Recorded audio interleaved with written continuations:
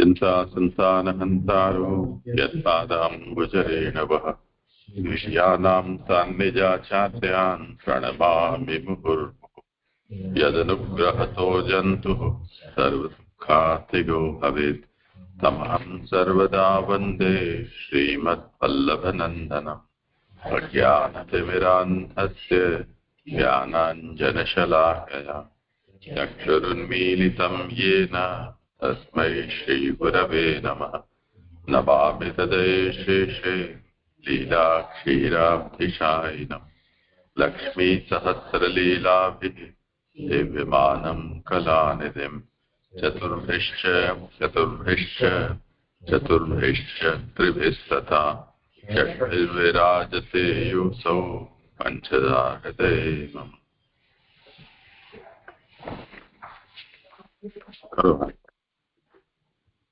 ભાગવત શાસ્ત્રનો અર્થ આનંદ. અહીંયાથી મુખ્ય ભાગવત નો પ્રારંભ છે એટલે સર્ગાદી લીલામાંથી પ્રારંભ થાય છે અને તૃતીય સ્કંધ અંતર્ગત બીજું પ્રકરણ છે જે બંધ સૃષ્ટિનું પ્રકરણ અંતર્ગત ઉપપ્રકરણ દ્વિતીય ઉપપ્રકરણ છે સગુણ સૃષ્ટિનું પ્રકરણ. તેમાં હમણાં 9મો અધ્યાય પ્રારંભ થયો છે. પૂર્વાધ્યાયમાં આજે બ્રહ્માજીની ઉત્પત્તિ અને છેલ્લે એ બતાવ્યું. ત્યાર પછી હવે ઉત્પત્તિ થયા પછી બ્રહ્માજી પ્રકટ થયા એના પછી હવે સૃષ્ટિ રચતા પહેલા પ્રભુની સ્તુતિ કરે છે બ્રહ્માજી. એનું ચાલી રહ્યું છે હમણાં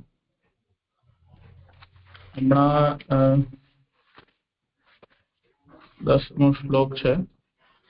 અહીંયા જ્યાં પહેલા વિદુરજી પૂર્વાધ્યાય એટલે પંચમ અધ્યાયની અંદર જે પ્રશ્નો પૂછે છે બધા એના ઉત્તર બધા અહીંયા આપી રહ્યા છે ધીમે ધીમે વિદુરજી ને ઉદ્ધવજી તો મૈત્રેયજી અહીંયા બધા ઉત્તરો આપે છે. મૂળતઃ સુખદેવજી એ બધી આજ્ઞા કરેલી છે પણ એક વખત આપ જો આજ્ઞા કરો તો 5મા અધ્યાયનો સંદર્ભ અહીંયા જે છે દ્વિતીય શ્લોકનો છે તો એનું કેવલ પારાયણ કરી લઉં સુબોધની સહિત.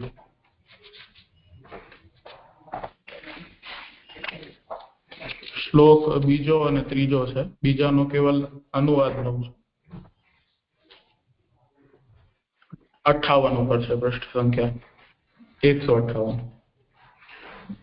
શ્લોક બીજો ઉદ્ધવજી કહે છે કે લોક સુખ પ્રાપ્ત કરવા કર્મો કરે છે તેમનાથી સુખ અને દુઃખનો નાશ પ્રાપ્ત કરાતો નથી, તેથી જ વધારે દુઃખ પ્રાપ્ત કરે છે. આ વિષયમાં જે કરવા યોગ્ય હોય તે આપ ભગવાન અમને કહો. આગળનો શ્લોક આવે છે ત્રીજો, એનો શ્લોકાર્થ અને સુબોધની. ખરેખર દૈવને લીધે શ્રી કૃષ્ણથી વિમુખ અધર્મ કરવાના સ્વભાવવાળા ઘણા દુઃખી જન ઉપર અનુગ્રહ કરવા જનાર્દનના ભાગ્યવાન જીવો આ લોકમાં ફરે છે. સુબોધની નથી લેતો, મેં વાંચ્યું છે એટલે આનો સાર જ કહી દઉં છું કે આ શ્લોકનો જે વિષય છે એ લોક સુખ થી જે લોકો જે કર્મ કરે છે એ સુખ પ્રાપ્તિ દુઃખ નિવૃત્તિ માટે કરતા હોય છે પણ તેનાથી ન તો લોકમાં એ લોકોને કઈ ફલ મળે છે અને બીજું એક વૈદિક માર્ગ છે. તો વૈદિક કર્મ કરવાથી પણ સુખની પ્રાપ્તિ દુઃખની નિવૃત્તિ અને નિષ્કામ પણ હોય છે પણ અધિકતર સકામતાનું જ હોય છે. તો વૈદિક કર્મ કરવાથી પણ કઈ એવી પ્રાપ્તિ નથી થતી એટલે જ્ઞાન માર્ગ દ્વારા કે કર્મ માર્ગ દ્વારા.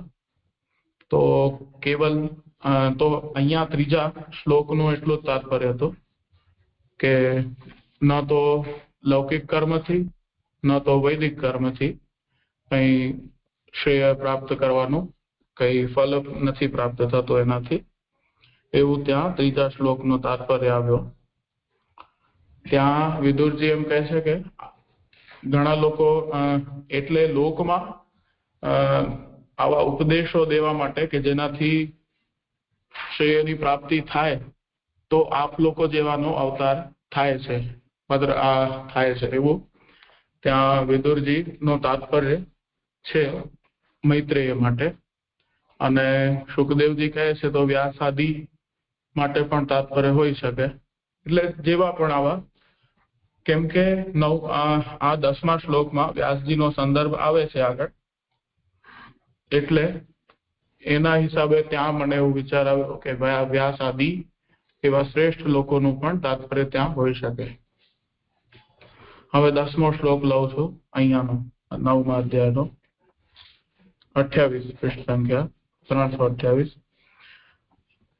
અધિકારીને ગુરુની કૃપા વાક્યના સહકાર વાળા વિચારથી આત્મા બ્રહ્મ છે એવું જ્ઞાન થાય ત્યારે આ સંસાર કેમ દૂર ન થાય? કારણ કે આ સર્વ આત્મા છે, આ સર્વ બ્રહ્મ છે એવા વાક્યો હોવાથી સર્વમાંથી તેની અહમ બુદ્ધિ જતી રહેલી હોય છે એવી શંકા થાય. તેથી નીચેનો શ્લોક કહે છે. એટલે મેઇન આનું જે શ્લોક છે એમ તો 5મા અધ્યાયથી જોડાયેલું છે, એટલે આની આવી ઉત્થાનિકા છે. ઉત્થાનિકાની સંગતિ એ પ્રકારે છે કે ફલ પ્રાપ્ત નથી થતું, તો હવે ફલ શું કામ પ્રાપ્ત નથી થતું કે જ્યારે આવા યોગ ગુરુ હોય, આવા વાક્યો છે કે જે ફલપ્રદ વાક્યો છે બધા, તો એના અધ્યયન અધ્યાપનથી એવા ફલ પ્રાપ્ત શું કામ નથી થઈ શકતા? તો આ 5મા અધ્યાય સાથે આની ઉત્થાનિકા જોડાય છે. એટલે પૂરક એટલે છે કેમ કે આ સુબોધની અંદર જોયું તો એવું નથી લાગતું કે બહુ જોડાતી હોય ઉત્થાનિકા. એટલે આ બધાને ભેગું કરીને જો કરીએ તો જ આનો અર્થ સમજાય છે, એટલે મેં ત્યાંનો સંદર્ભ પણ કહ્યો. હવે શ્લોક. અજ્ઞા પ્રતાર્તકરણા નિશિનિશ્ચયાના નાના મનોરથ દિયા ક્ષણભગ્ન નિદ્રાહ દૈવાહતાર્થ રચના ઋષયોપી દેવ યુષ્મત પ્રસાદ વિમુખા ઇહ સંસરંતી. હે દેવ, દિવસે જેમની ઇન્દ્રિયો કામે લાગેલી હોવાથી પીડાયેલી હોય છે, રાત્રે જેઓ સૂતેલા રહે છે, જુદા જુદા મનોરથોના વિચારથી જેમની નિદ્રાનો ક્ષણમાં ભંગ થાય છે, દૈવે જેમની અર્થની વ્યવસ્થાનો નાશ કરેલો છે, તેવા ઋષિઓ પણ આપના પ્રસાદથી વિમુખ રહેવાથી આ સંસારમાં ભમ્યા કરે છે. અહીંયા ઋષિઓનું કંઈ કહેવાનું કંઈ ખાસ તાત્પર્ય તો નથી, પણ જેમ સાંસારિક જે લોકો હોય છે કે જેમને પુણ્યના આધાર ઉપર સંસારમાં જન્મ મળ્યો હોય છે, મનુષ્ય દેહ મળ્યો હોય છે, તો એવી જ રીતે કોઈક ને કોઈક વ્યાજથી ઋષિઓને પણ પૂર્વ જન્મમાં જે ઋષિઓ હોય છે એમને પણ આ સંસારમાં જન્મ મળે છે કોઈ કારણથી. અહીંયા એનું કારણ સ્પષ્ટ નથી કીધું, પણ એ લોકોને પણ જન્મ મળે છે, પણ ભગવત વિમુખ હોવાથી કે આ લોકમાં ભગવાન એવું કોઈ ફલ પ્રદાન કરવાની ઈચ્છા પણ કરે તો પણ આ સંસારના પ્રભાવથી એ લોકો પણ એને ગ્રહણ કરતા નથી, એટલે કરવા નથી માંગતા, એટલે એ લોકો વિમુખ થઈ જાય છે અને સંસારમાં જન્મ મરણમાં ફસાઈ જાય છે. એવો આ શ્લોકનું તાત્પર્ય છે. જેઓ પહેલાના જન્મમાં ઋષિઓ એટલે આત્મા બ્રહ્મ છે એવો વિચાર કરવામાં મશગુલ હતા, અને તેવો વિચાર કરતા જ જેમના દેહનો અંત આવેલો, તેઓ પણ આપના પ્રસાદથી વિમુખ રહેવાથી આ સંસારમાં જ ભમ્યા કરે છે. એટલે અહીંયા બે કાલ બતાવ્યા, એક તો ભૂતકાળ બતાવ્યા અને એક ભવિષ્ય વર્તમાન બતાવે છે કે પૂર્વકાળમાં જેઓ ઋષિઓ એટલે મંત્ર દૃષ્ટા ઋષિને કહે છે, તો પહેલાના જન્મમાં ઋષિઓ હવે એમને કોઈક કારણથી આમાં જન્મ મળે છે આ સંસારમાં, અને આ સંસારમાં જન્મ લીધા પછી પણ જે ભગવત વિમુખ રહે છે એ લોકો, તે કારણથી એ લોકો સંસારમાં ભમ્યા કરે છે. એ લોકો પણ એમ આ સ્પષ્ટતા છેલ્લે થશે સુબોધનીમાં. અહીંયા આવું સ્પષ્ટ ઉલ્લેખ નથી. સંસારમાં પણ તેમનો ખાસ ગુણ એવો હોય છે કે અહની દિવસે કામ લાગેલી અને તેથી જ પીડાયેલી કરણાની ઇન્દ્રિયો છે જેમની તેવા અને નિશી રાત્રે સારી રીતે સૂતેલા એટલે ઘણા મોહમાં ડૂબેલા હોય છે એ રીતે તેમનો સમય નકામો જાય છે. સંસારનું બતાવ્યું કે સંસારમાં કેવી રીતે જીવન હોય છે, તો દિવસે રાત્રે વ્યર્થ જ થાય છે. નિદ્રાથી ઉત્પન્ન થતું પ્રાસંગિક સુખ પણ તેમને હોતું નથી, એમ જેમની નિદ્રાનો ક્ષણમાં ભંગ થાય છે વિશેષણથી કહેલું છે. એનું કારણ આગળ કહે છે કે માત્ર ક્ષણમાં જ ભંગ થાય છે નિદ્રાનો જેમની તેવા તેઓ છે ઋષિઓ સંસ્કૃત જીવો. ભંગ થવાનું કારણ જુદા જુદા મનોરથોના વિચારથી શબ્દથી કહેલું છે. એ ભંગ શું કામ થાય છે? તો ભિન્ન ભિન્ન કામનાઓ હોતી હોય છે તેના કારણે થાય છે. તેને આગળ કહે છે કે જુદા જુદા મનોરથોના સંબંધવાળી જે બુદ્ધિ તે મનોરથ પ્રમાણે સ્વપ્ન જુએ છે. હવે જેવો મનમાં જેવું ચાલતું હોય તેવું સ્વપ્નમાં પણ આવે, તો એ વાત સ્વપ્ન પણ જુએ છે. તે સ્વપ્નમાં ભય વગેરે જોવાથી અથવા સંગોનો વિયોગ થવાથી સ્વપ્નમાં દેખાતો પદાર્થ અસ્થિર હોવાથી દુઃખી થયેલાની નિદ્રાનો ભંગ થાય છે તે સ્પષ્ટ છે. આ તો અનુભવ વાળી વાતો છે, તો આનું કઈ સ્પષ્ટતાની જરૂર નથી. દૈવે જ નાશ કરેલો છે અર્થની વ્યવસ્થાઓનો જેમની વિશેષણથી તેઓની ક્રિયા પણ વ્યર્થ હોવાનું સૂચવેલું છે. એટલે આજે આ બધું હમણાં સંસાર સંબંધિત ચાલી રહી છે ચર્ચા, તો આ ક્રિયા પણ લૌકિકી ક્રિયા જ હશે અને એ વ્યર્થ છે. જો તેઓ ભોગ કરવા ઘર વગેરે બનાવે, એ પૂર્વ વાક્યનું જ પોષક થયા સમજાવે છે ને, કે જો એ ક્રિયાઓને સમજાવે છે કે જો તેઓ ભોગ કરવા ઘર વગેરે બનાવે તો તેનો પણ કાલથી નકામો નાશ થાય છે એવો અર્થ છે. ઋષિઓ એટલે મંત્ર જોનારાઓ.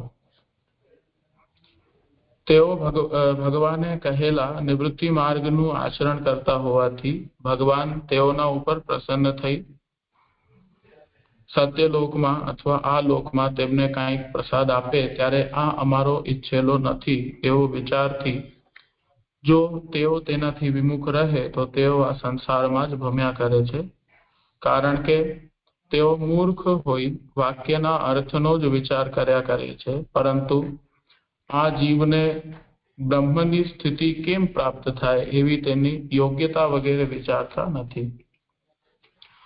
અહીંયા પહેલી ને બીજી ફૂટનોટ છે કે ઋષિઓની આવી દશા કેમ થાય એ જણાવવાની ઈચ્છા થાય, તેથી આ વાક્ય કહેલા છે.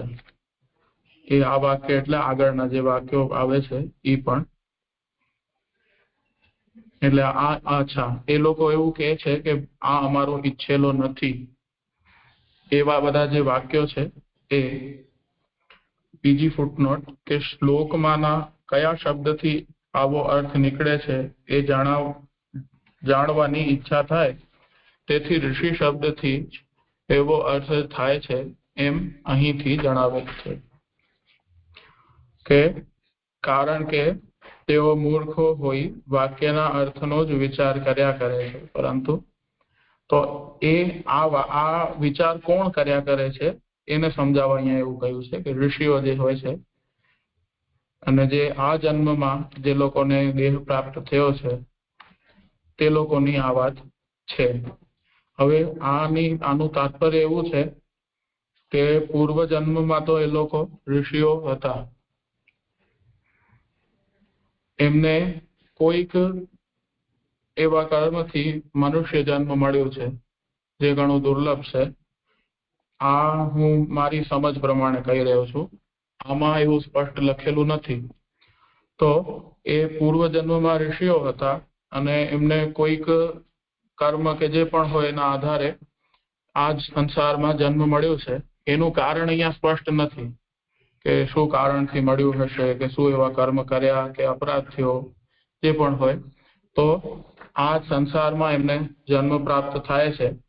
અને પૂર્વના કર્મને જોઈ અને ઘણા બધા ફલ પણ આપણે જેમ નોર્મલી આપણા જેવાને પણ ભોગવામાં, હમણાં જેમ માનીએ કે મનુષ્ય જન્મ મળ્યું છે તો પૂર્વજન્મના કોઈક એવા સંસ્કાર કે કર્મ હશે, તો તેમાં પણ બ્રાહ્મણ યોનિમાં બ્રાહ્મણ વર્ણમાં જન્મ મળ્યો તો તેમાં પણ એવું કંઈક વિચાર આપણે કરી શકીએ કે પૂર્વજન્મના એવા કોઈ ઉત્તમ કર્મ હોય જેનાથી બ્રાહ્મણ વર્ણમાં જન્મ મળ્યો. એવી જ રીતે પૂર્વજન્મમાં આ બધા ઋષિઓ હતા, તો એમના કોઈક કર્મના આધાર ઉપર ભગવાન એમને કોઈક ફલ પ્રદાન કરવાની ઈચ્છા કરે, કે જેમ આમાં કહ્યું છે કે તેઓ ભગવાને કહેલા નિવૃત્તિ માર્ગનું આચરણ કરતા હોવાથી ભગવાન તેઓના ઉપર પ્રસન્ન થઈ સત્યલોકમાં અથવા આ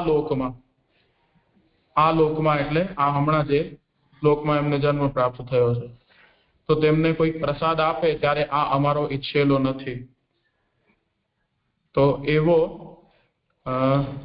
એવા વિચારથી જો તેઓ તેનાથી વિમુખ રહે તો તેઓ આ સંસારમાં જ ભમ્યા કરે. તો એવી રીતે અહીંયા પણ એ જ કહ્યું કે જેમ સંસારના જીવો તો વ્યર્થ કર્મ કરતા હોય ને એ લોકોનું તો થયા જ કરશે, પણ ઋષિઓ પણ જો આ રીતે ભગવત કૃપા વિમુખ રહે, ભગવાન સામેથી કૃપા કરે અને તો પણ એનાથી વિમુખ રહે તો એ લોકોની પણ આ જ ગતિ થાય છે. તેવી જ રીતે આગળ લઉં છું સુબોધની, તેવી જ રીતે તેમને ભગવાનનું સાયુજ્ય પણ થતું નથી, કારણ કે જ્ઞાન માર્ગ ભગવાનને વશ કરનારો. અહીંયા છે ને થોડું પંક્ચ્યુએશનમાં નાનુભાઈ અને મૂલમાં અંતર છે.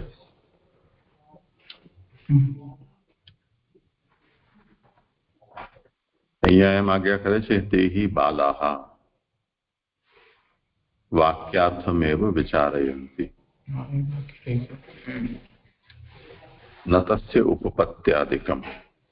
એ લોકો કેવલ વાક્યાર્થનો જ વિચાર કરે છે, એની ઉપપત્તિ વગેરેનો નહીં.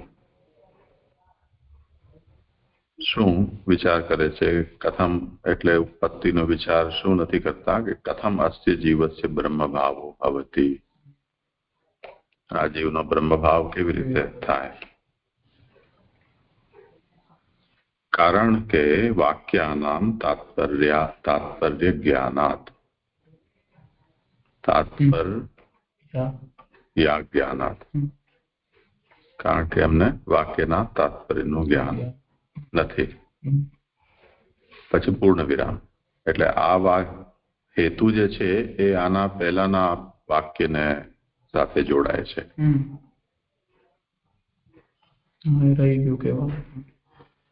તો આ જે અહીંયા એમ કહી રહ્યા છે, આમણે એવી રીતે એનો અર્થ નથી કર્યો. અહીંયા એમણે પાછળ સાથે એને જોડ્યું છે. હવે પાછળ સાથે જોડતા પેલા હેતુ, પછી વિધાન, પછી ફરી પાછો હેતુ. તો તેઓ વાક્યનું તાત્પર્ય જાણતા ન હોવાથી આ બ્રહ્માંડમાં તેમનામાં આનંદાંશ પ્રકટ થતો નથી, કારણ કે ભગવાને સર્વ પદાર્થોમાં માયારૂપ પડતો પ્રસારેલો છે. આમ બ્રહ્માનંદ પ્રકટ નથી થતો એના માટે બે હેતુ. વાક્યના તાત્પર્યનો જાણતા ન હોવા સાથે બ્રહ્માનંદ પ્રકટ થવાનો શું સંબંધ છે? એટલે કારણ હવે વાક્ય એ રીતે થશે કે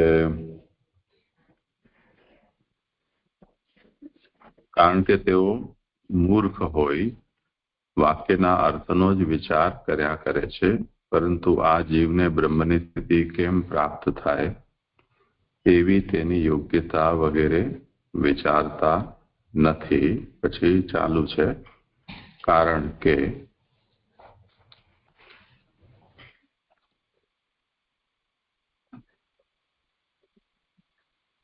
વાક્યનું તાત્પર્ય જાણતા ન હોવાથી, પછી પૂર્ણ વિરામ. કારણ કે ન કરો ને ખાલી વાક્યનું તાત્પર્ય જાણતા ન હોવાથી. ત્યાં વાક્ય પૂરું કરો તો પણ ચાલશે. ને ઉપરનો પહેલો જે વાક્ય છે એમણે હેત્વાર્થક બનાવ્યો છે, પરંતુ મૂળમાં એવું નથી. તે હિ બાલાહ વાક્યાર્થમેવ વિચારયંતી. કારણ કે તેઓ મૂર્ખ હોય એવું મૂળમાં નથી. એટલે એમને બાલકનો અર્થ મૂર્ખ લેવો છે. એ તો વાંધો નથી, બાલકનો અર્થ નહીં, પણ વાક્ય એકદમથી શરૂ થાય છે તે હિ બાલાહ. તેઓ અજ્ઞાની છે. બાલનો મતલબ અજ્ઞાની. ને વાક્યના અર્થનો જ વિચાર કરે છે. ન તસ્ય ઉપપત્યાદિકમ.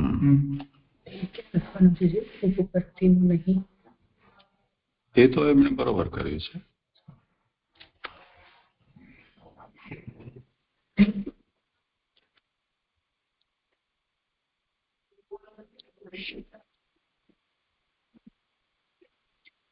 પછી સીધું જ છે આ બ્રહ્માંડમાં તેમનામાં આનંદ પ્રકટ. કારણ કે કાઢી લઈએ ને ક્યાં ઉપર જે આપે કહ્યું તેઓ 2 નંબરની, હા, તો તેઓ આ સંસારમાં ભમ્યા કરે છે ત્યાં ફૂલ પોઈન્ટ.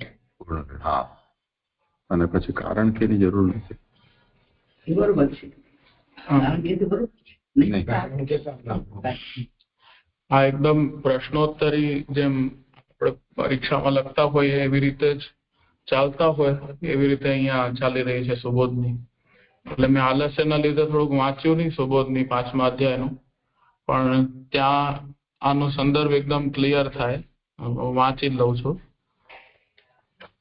પેલા આનો હવે એટલે સુધી આવ્યો છે. હા, એટલે આના ઉત્તરના અંશરૂપ જ છે. ત્યાં પ્રશ્ન જે છે કે શ્રી કૃષ્ણથી એટલે મૂળ સચ્ચિદાનંદ રૂપથી વિમુખપણું ઘણું આશ્ચર્યકારક છે એવો અર્થ છે. છતાં પણ તેમનાથી વિમુખ જન્મ થયા પછી પણ દૈવને એટલે પહેલાના અસુર કર્મને લીધે વિમુખ રહે છે. દૈવને લીધે જ અધર્મ કરવાના સ્વભાવ વાળો હોય છે, એટલે સ્વભાવથી જ તેને અધર્મ ગમે છે. કારણ કે કોઈથી પણ સ્વાભાવિક પરિણામ અટકાવાતું નથી. એટલે આવી રીતે ત્યાં પણ કહેલું છે. એટલે એ જે અર્થનો વિચાર નથી કરતા એ લોકો, એમ કહે છે કે સચ્ચિદાનંદ રૂપથી વિમુખપણું ઘણું આશ્ચર્યકારક છે. તો એ રીતે જ અહીંયા આમ પ્રશ્નોત્તરી બહુ વ્યવસ્થિત ચાલી રહી છે. આ કહેવાનું રહી ગયું. તેવી જ રીતે અહીંયા 9મા અધ્યાયની સુબોધની, તેવી જ રીતે તેમને ભગવાનનું સાયુજ્ય પણ થતું નથી, કારણ કે જ્ઞાન માર્ગ ભગવાનને વશ કરનારો ન હોવાથી તેમનાથી ભગવાનનું પ્રાકટ્ય થતું નથી. તો જ્ઞાન માર્ગ થી પણ એટલે હવે આ લૌકિક કર્મથી તો લૌકિક સુખ પણ પ્રાપ્ત નથી થતું, એટલે થોડું ઘણું થાય પણ એ સુખ પ્રાપ્ત નથી થતું. હવે અહીંયા કહે છે કે જ્ઞાન માર્ગથી પણ એ રીતે કઈ સુખ પ્રાપ્ત થતું નથી, ભગવાનનું સાયુજ્ય થતું નથી, કારણ કે જ્ઞાન માર્ગ ભગવાનને વશ કરનારો ન હોવાથી તેમનાથી ભગવાનનું પ્રાકટ્ય થતું નથી. અહીં જ પ્રાણો લઈ જવામાં આવે છે. બ્રહ્મ જ થઈ બ્રહ્મને પ્રાપ્ત કરે છે. એ છાંદોગ્ય અને નૃસિંહતાપની ઉપનિષદનું છે આ વાક્ય.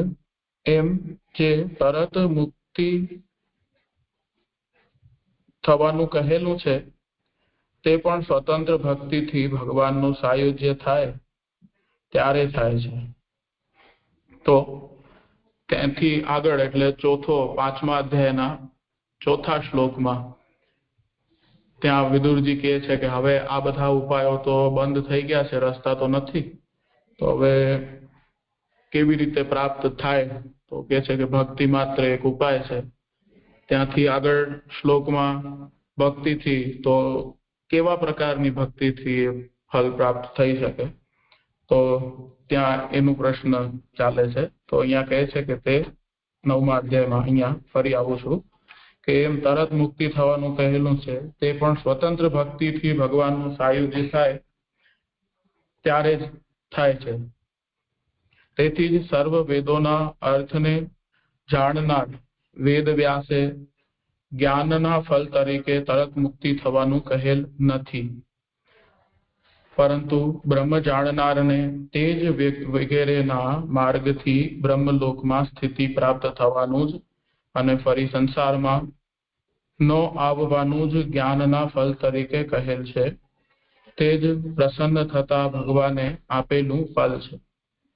અહીંયા ત્રીજી ફૂટનોટ છે, એ લઈ લઉં છું કે શ્લોકમાંના પ્રસાદ શબ્દથી જણાવેલું ફળ આ જ છે, એવો અર્થ છે. એટલે જ્ઞાન માર્ગથી આ પ્રકારનું ફળ થાય છે. એટલે તેજ વગેરે માર્ગ અર્થાત અર્ચિરાદી માર્ગ જે હોય છે તે, તો જ્ઞાન માર્ગથી આ પ્રકારનું જ ફળ પ્રાપ્ત થાય છે.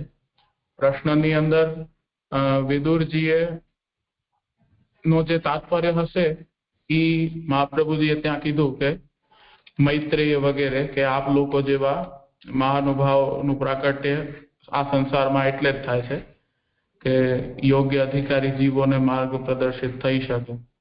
તો સુખદેવજીએ કહ્યું છે આ શ્લોક, તો જો કે તો વ્યાસાદીનું પણ ઉલ્લેખ હોઈ શકે તાત્પર્ય, તો અહીંયા એ પણ જણાય છે. એવું લખેલું નથી, પણ એવો મારો સ્વતંત્ર વિચાર થયો છે.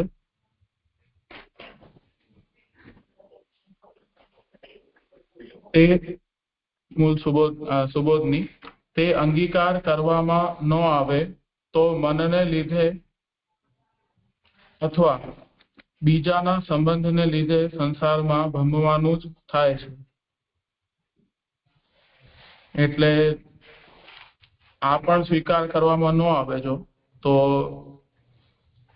મનને લીધે અથવા બીજાના સંબંધને લીધે સંસારમાં ભમવાનું જ થાય છે. એટલે મન બધું સંકલ્પ વિકલ્પ કરાવે છે, તો સંસારમાં પ્રવૃત્તિ પણ એ જ કરાવી દે છે, અને બીજાના સંબંધને લીધે સંસારમાં ભમવાનું થાય છે. તો સંગ દોષ છે તો પ્રસિદ્ધ જ છે. તેથી બ્રહ્મના વિચારથી પણ સંસાર દૂર થતો નથી. તો કેવલ બ્રહ્મના વિચારથી પણ આ સંસાર દૂર થતો નથી.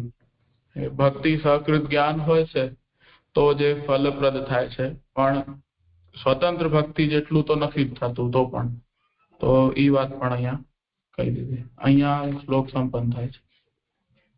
મારું નિરૂપણ પણ આગળ કોનો છે? છેલ્લી વાક્ય કીધું કે ભગવાને આપેલું ફળ છે, તો પછી અંગીકાર કરવામાં કેમ ના આવે? જે છેલ્લી ત્રીજી લીટી છે તે પ્રસન્ન થતા ભગવાને આપેલું ફળ છે, તે અંગીકાર કરવામાં ના આવે. પ્રસન્ન થયેલા ભગવાન આપેલું ફળ છે તો તે અંગીકાર કરવામાં ના આવે, એનો મિનિંગ શું કરવા માંગે છે? આના ઉપક્રમમાં જે કહ્યું ને કે પહેલાના ઋષિમાં જન્મમાં ઋષિઓ હતા ને વિચાર કરતા જેમના દેહનો અંત આવેલો,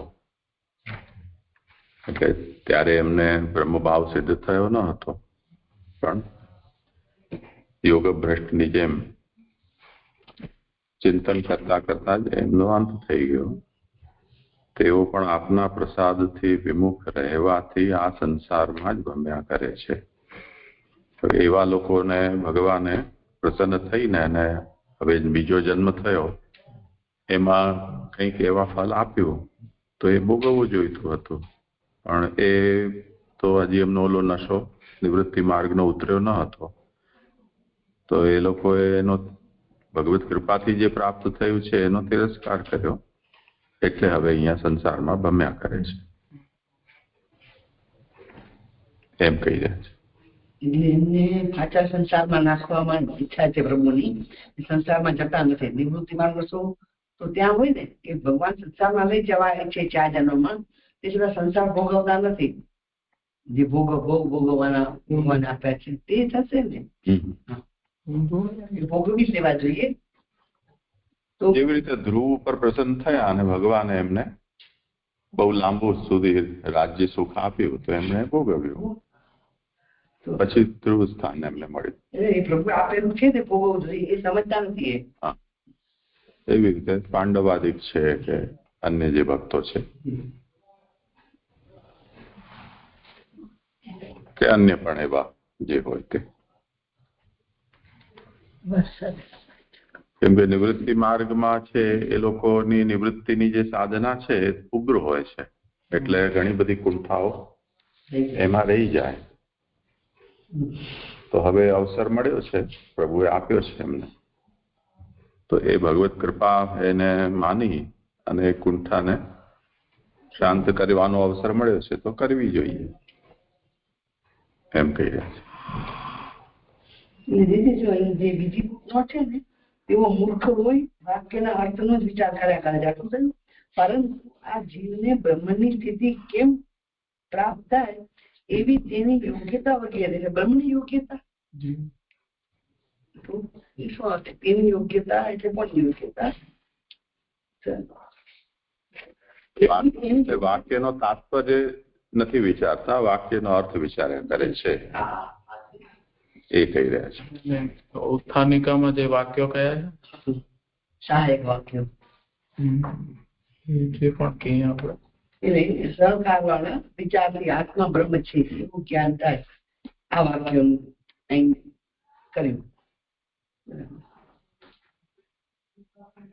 પ્રણામ છે. આ હમણાં જે આપણે કહ્યું ને કે એ લોકોની કોઈ કુંઠાઓ રહી ગઈ છે, માટે એ લોકોને ભગવાન પ્રસન્ન થઈને ફરી સંસારમાં અહીં મોકલે છે એમની કુંઠાઓ દૂર કરવા માટે. તો પછી એના પછી ફરી પાછું એ લોકો અહીંયા સંસારમાં જ ભમ્યા કરશે કે પછી પાછું બ્રહ્મનો વિચાર કરીને ફરી આગળ વધે? કારણ કે આગળ એવું લખ્યું છે કે ભગવાને કહેલા નિવૃત્તિ માર્ગનું આચરણ કરતા એટલે હોવાથી ભગવાન તેઓના ઉપર પ્રસન્ન થઈ સત્યલોકમાં અથવા આ લોકમાં તેમને કાંઈક પ્રસાદ આપે. તો પ્રસન્નતાથી આ લોકમાં તો એમને આ પ્રસાદ મળ્યો, પણ પછી ફરી પાછું એમને સત્યલોકનું ફળ પ્રાપ્ત થાય ખરું? નીચે બી એવું લખ્યું છે કે પરંતુ બ્રહ્મ જાણનારને વિકલ્પથી કહ્યું છે, અહીંયા જ કહી દીધું ને. અહીંયા આપ્યું તો પછી સત્યની જરૂર નથી, સત્યલોકમાં આપ્યું તો અહીંયાની જરૂર નથી. સંન્યાસ નિર્ણયમાં એ વાત કહેલી છે ને, સત્યલોકે સ્થિતિ જ્ઞાનના સંન્યાસેન વિશેષિતાત.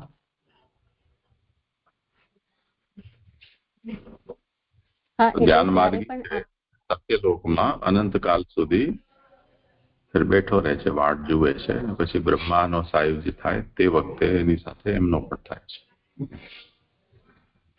તો ત્યાં એને શા માટે ભગવાન રોકી રાખ્યો છે? તો એટલા માટે કે નિવૃત્તિની સાધના ઉગ્ર કરી છે તો ઘણું બધા લોકોને ભોગ ભોગવતા જોયા છે અને બધા લઈ ગયા અને અમે રહી ગયા એવી કુંઠાઓ એના અંદર છે, તો એ હવે ત્યાં પૂરી કરે છે. એટલે આ જે કુંઠાઓ પૂરી કરી રહ્યા છે એ આ પૃથ્વી લોક ઉપર નથી, ત્યાં જ કરી રહ્યા છે એવું સમજવાનું છે. અને પછી જયારે બ્રહ્માનું સાયુજ્ય થશે ત્યારે એમની સાથે એમનું પણ થઈ જશે, એવી રીતે અહીંયા લેવાનું છે. આ જે ઉપર કહ્યું છે હું એવું સમજી કે એ લોકો પૃથ્વી લોક ઉપર આવે છે ને આ સંસારમાં જ ભમ્યા કરે છે એવું હું સમજી હતી. અહીંયા આમનો જન્મ થયો છે કે કુંઠા રહી છે એટલે ભગવાન એમના ઉપર પ્રસાદ કરી જન્મ અપાવ્યો. એમાં પણ એટલે કે એ લોકો એક જ્ઞાન એ ફલ પ્રાપ્ત કરી શકે સાધનાથી, પણ સંસારમાં આવ્યા પછી એ લોકો એ નથી કરી શકતા અથવા કરતા નથી, તો એ સ્વીકારતા નથી એવું કઈ લાગે છે અહીંયા. તો અહીંયા સંસારમાં જ આમનો જે જન્મ થયો છે ત્યારની જ વાત હોય એવું લાગે છે. એટલે જે ગીતાજીમાં એવું કહ્યું છે કે યોગ ભ્રષ્ટ હોય તે કોઈ જે સંપન્ન ઘર હોય એટલે જે પ્રભુનું કાર્ય અને પ્રભુનું કરતા હોય એને ત્યાં એનો જન્મ થાય અને ફરી પાછું એની સાધના આગળ વધે, એવી રીતે આ લોકોને લઈ શકાય? આ ઋષિઓ જે મંત્ર જોનારાઓ છે એ લોકોને લઈ શકાય. ભમ્યા કરે છે એટલે બહુ જન્મ ના નથી થશે ને. દીદી અહીં ભમ્યા કરે છે કહ્યું ને એટલે બહુ જન્મ ના આવે. અત્યારે એનો વિચાર નથી, એ દૃષ્ટિ અહીંયા છે જ નહીં. હા, ને દીદી એક આ જે વચન છે ને કે નીચેથી 1 2 3 4 5 6 7મી લીટીમાં કે તે પણ સ્વતંત્ર ભક્તિથી ભગવાનનું સાયુજ્ય થાય ત્યારે થાય છે. તો અહીંયા જે સ્વતંત્ર ભક્તિ એટલે ભગવત કૃપા કે સ્વતંત્ર ભક્તિથી જે ભગવાનનું સાયુજ્ય, મહાપ્રભુજી જે સ્વતંત્ર ભક્તિ બતાવી રહ્યા છે એ રીતે સમજવાનું. અને હા, જ્ઞાની થઈને ભક્ત થાય.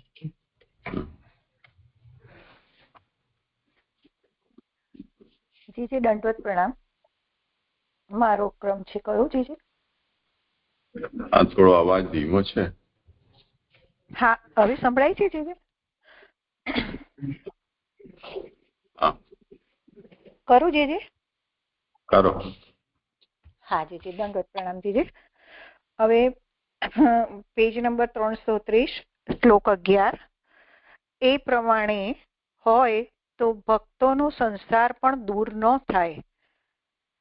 એટલે આપણે જે 10મા શ્લોકમાં જોયું કે ઋષિઓ એટલે મંત્ર જોનારાઓ તેમના પર ભગવાન પ્રસન્ન થઈ અને કૃપા કરે તો પણ અમને આ ઈચ્છેલું નથી એમ વિચારીને તેઓ વિમુખ રહે ભગવત પ્રસાદથી અને વાક્યનું તાત્પર્ય જાણતા ન હોવાથી વળી જ્ઞાન માર્ગમાં પણ ભગવાનનું સાયુજ્ય તેમને નથી થતું, કારણ કે વેદવ્યાસે જ્ઞાનના ફળ તરીકે બ્રહ્મલોકમાં સ્થિતિ પ્રાપ્ત થવી અને સંસારમાં ન આવવાનું એવું આગલા શ્લોકમાં જે નિરૂપણ આવ્યું એવું કહ્યું છે, પણ એ લોકો અંગીકાર નથી કરતા. એટલે એ પ્રમાણે ભક્તોનો સંસાર દૂર નથી થતો. પછી આગળ સુબોધનીજીમાં ઉત્થાનિકા ઉત્તમ ભક્તોને પણ વિષ્ણુલોક પ્રાપ્ત થાય અથવા કૃત્રિમ વૈકુંઠમાં જવાનું થાય, કારણ કે માયારૂપ પડદો રહેલો છે. હવે એમાં 1 નંબરની ફૂટનોટ છે, વિષ્ણુલોક એટલે સત્વના અભિમાન વાળો લોક. એટલે હવે આ રીતે આગળ જોયું એ પ્રમાણે તો ભક્તોનો સંસાર દૂર નથી થતો, પણ ઉત્તમ ભક્ત હોય છે એમની શું પરિસ્થિતિ થાય છે, તો એમને પણ સત્વના અભિમાન વાળો લોક અથવા કૃત્રિમ વૈકુંઠ જ પ્રાપ્ત થાય છે, પરંતુ ભગવત પ્રાપ્તિ નથી થતી, કારણ કે માયારૂપ પડદો રહેલો છે.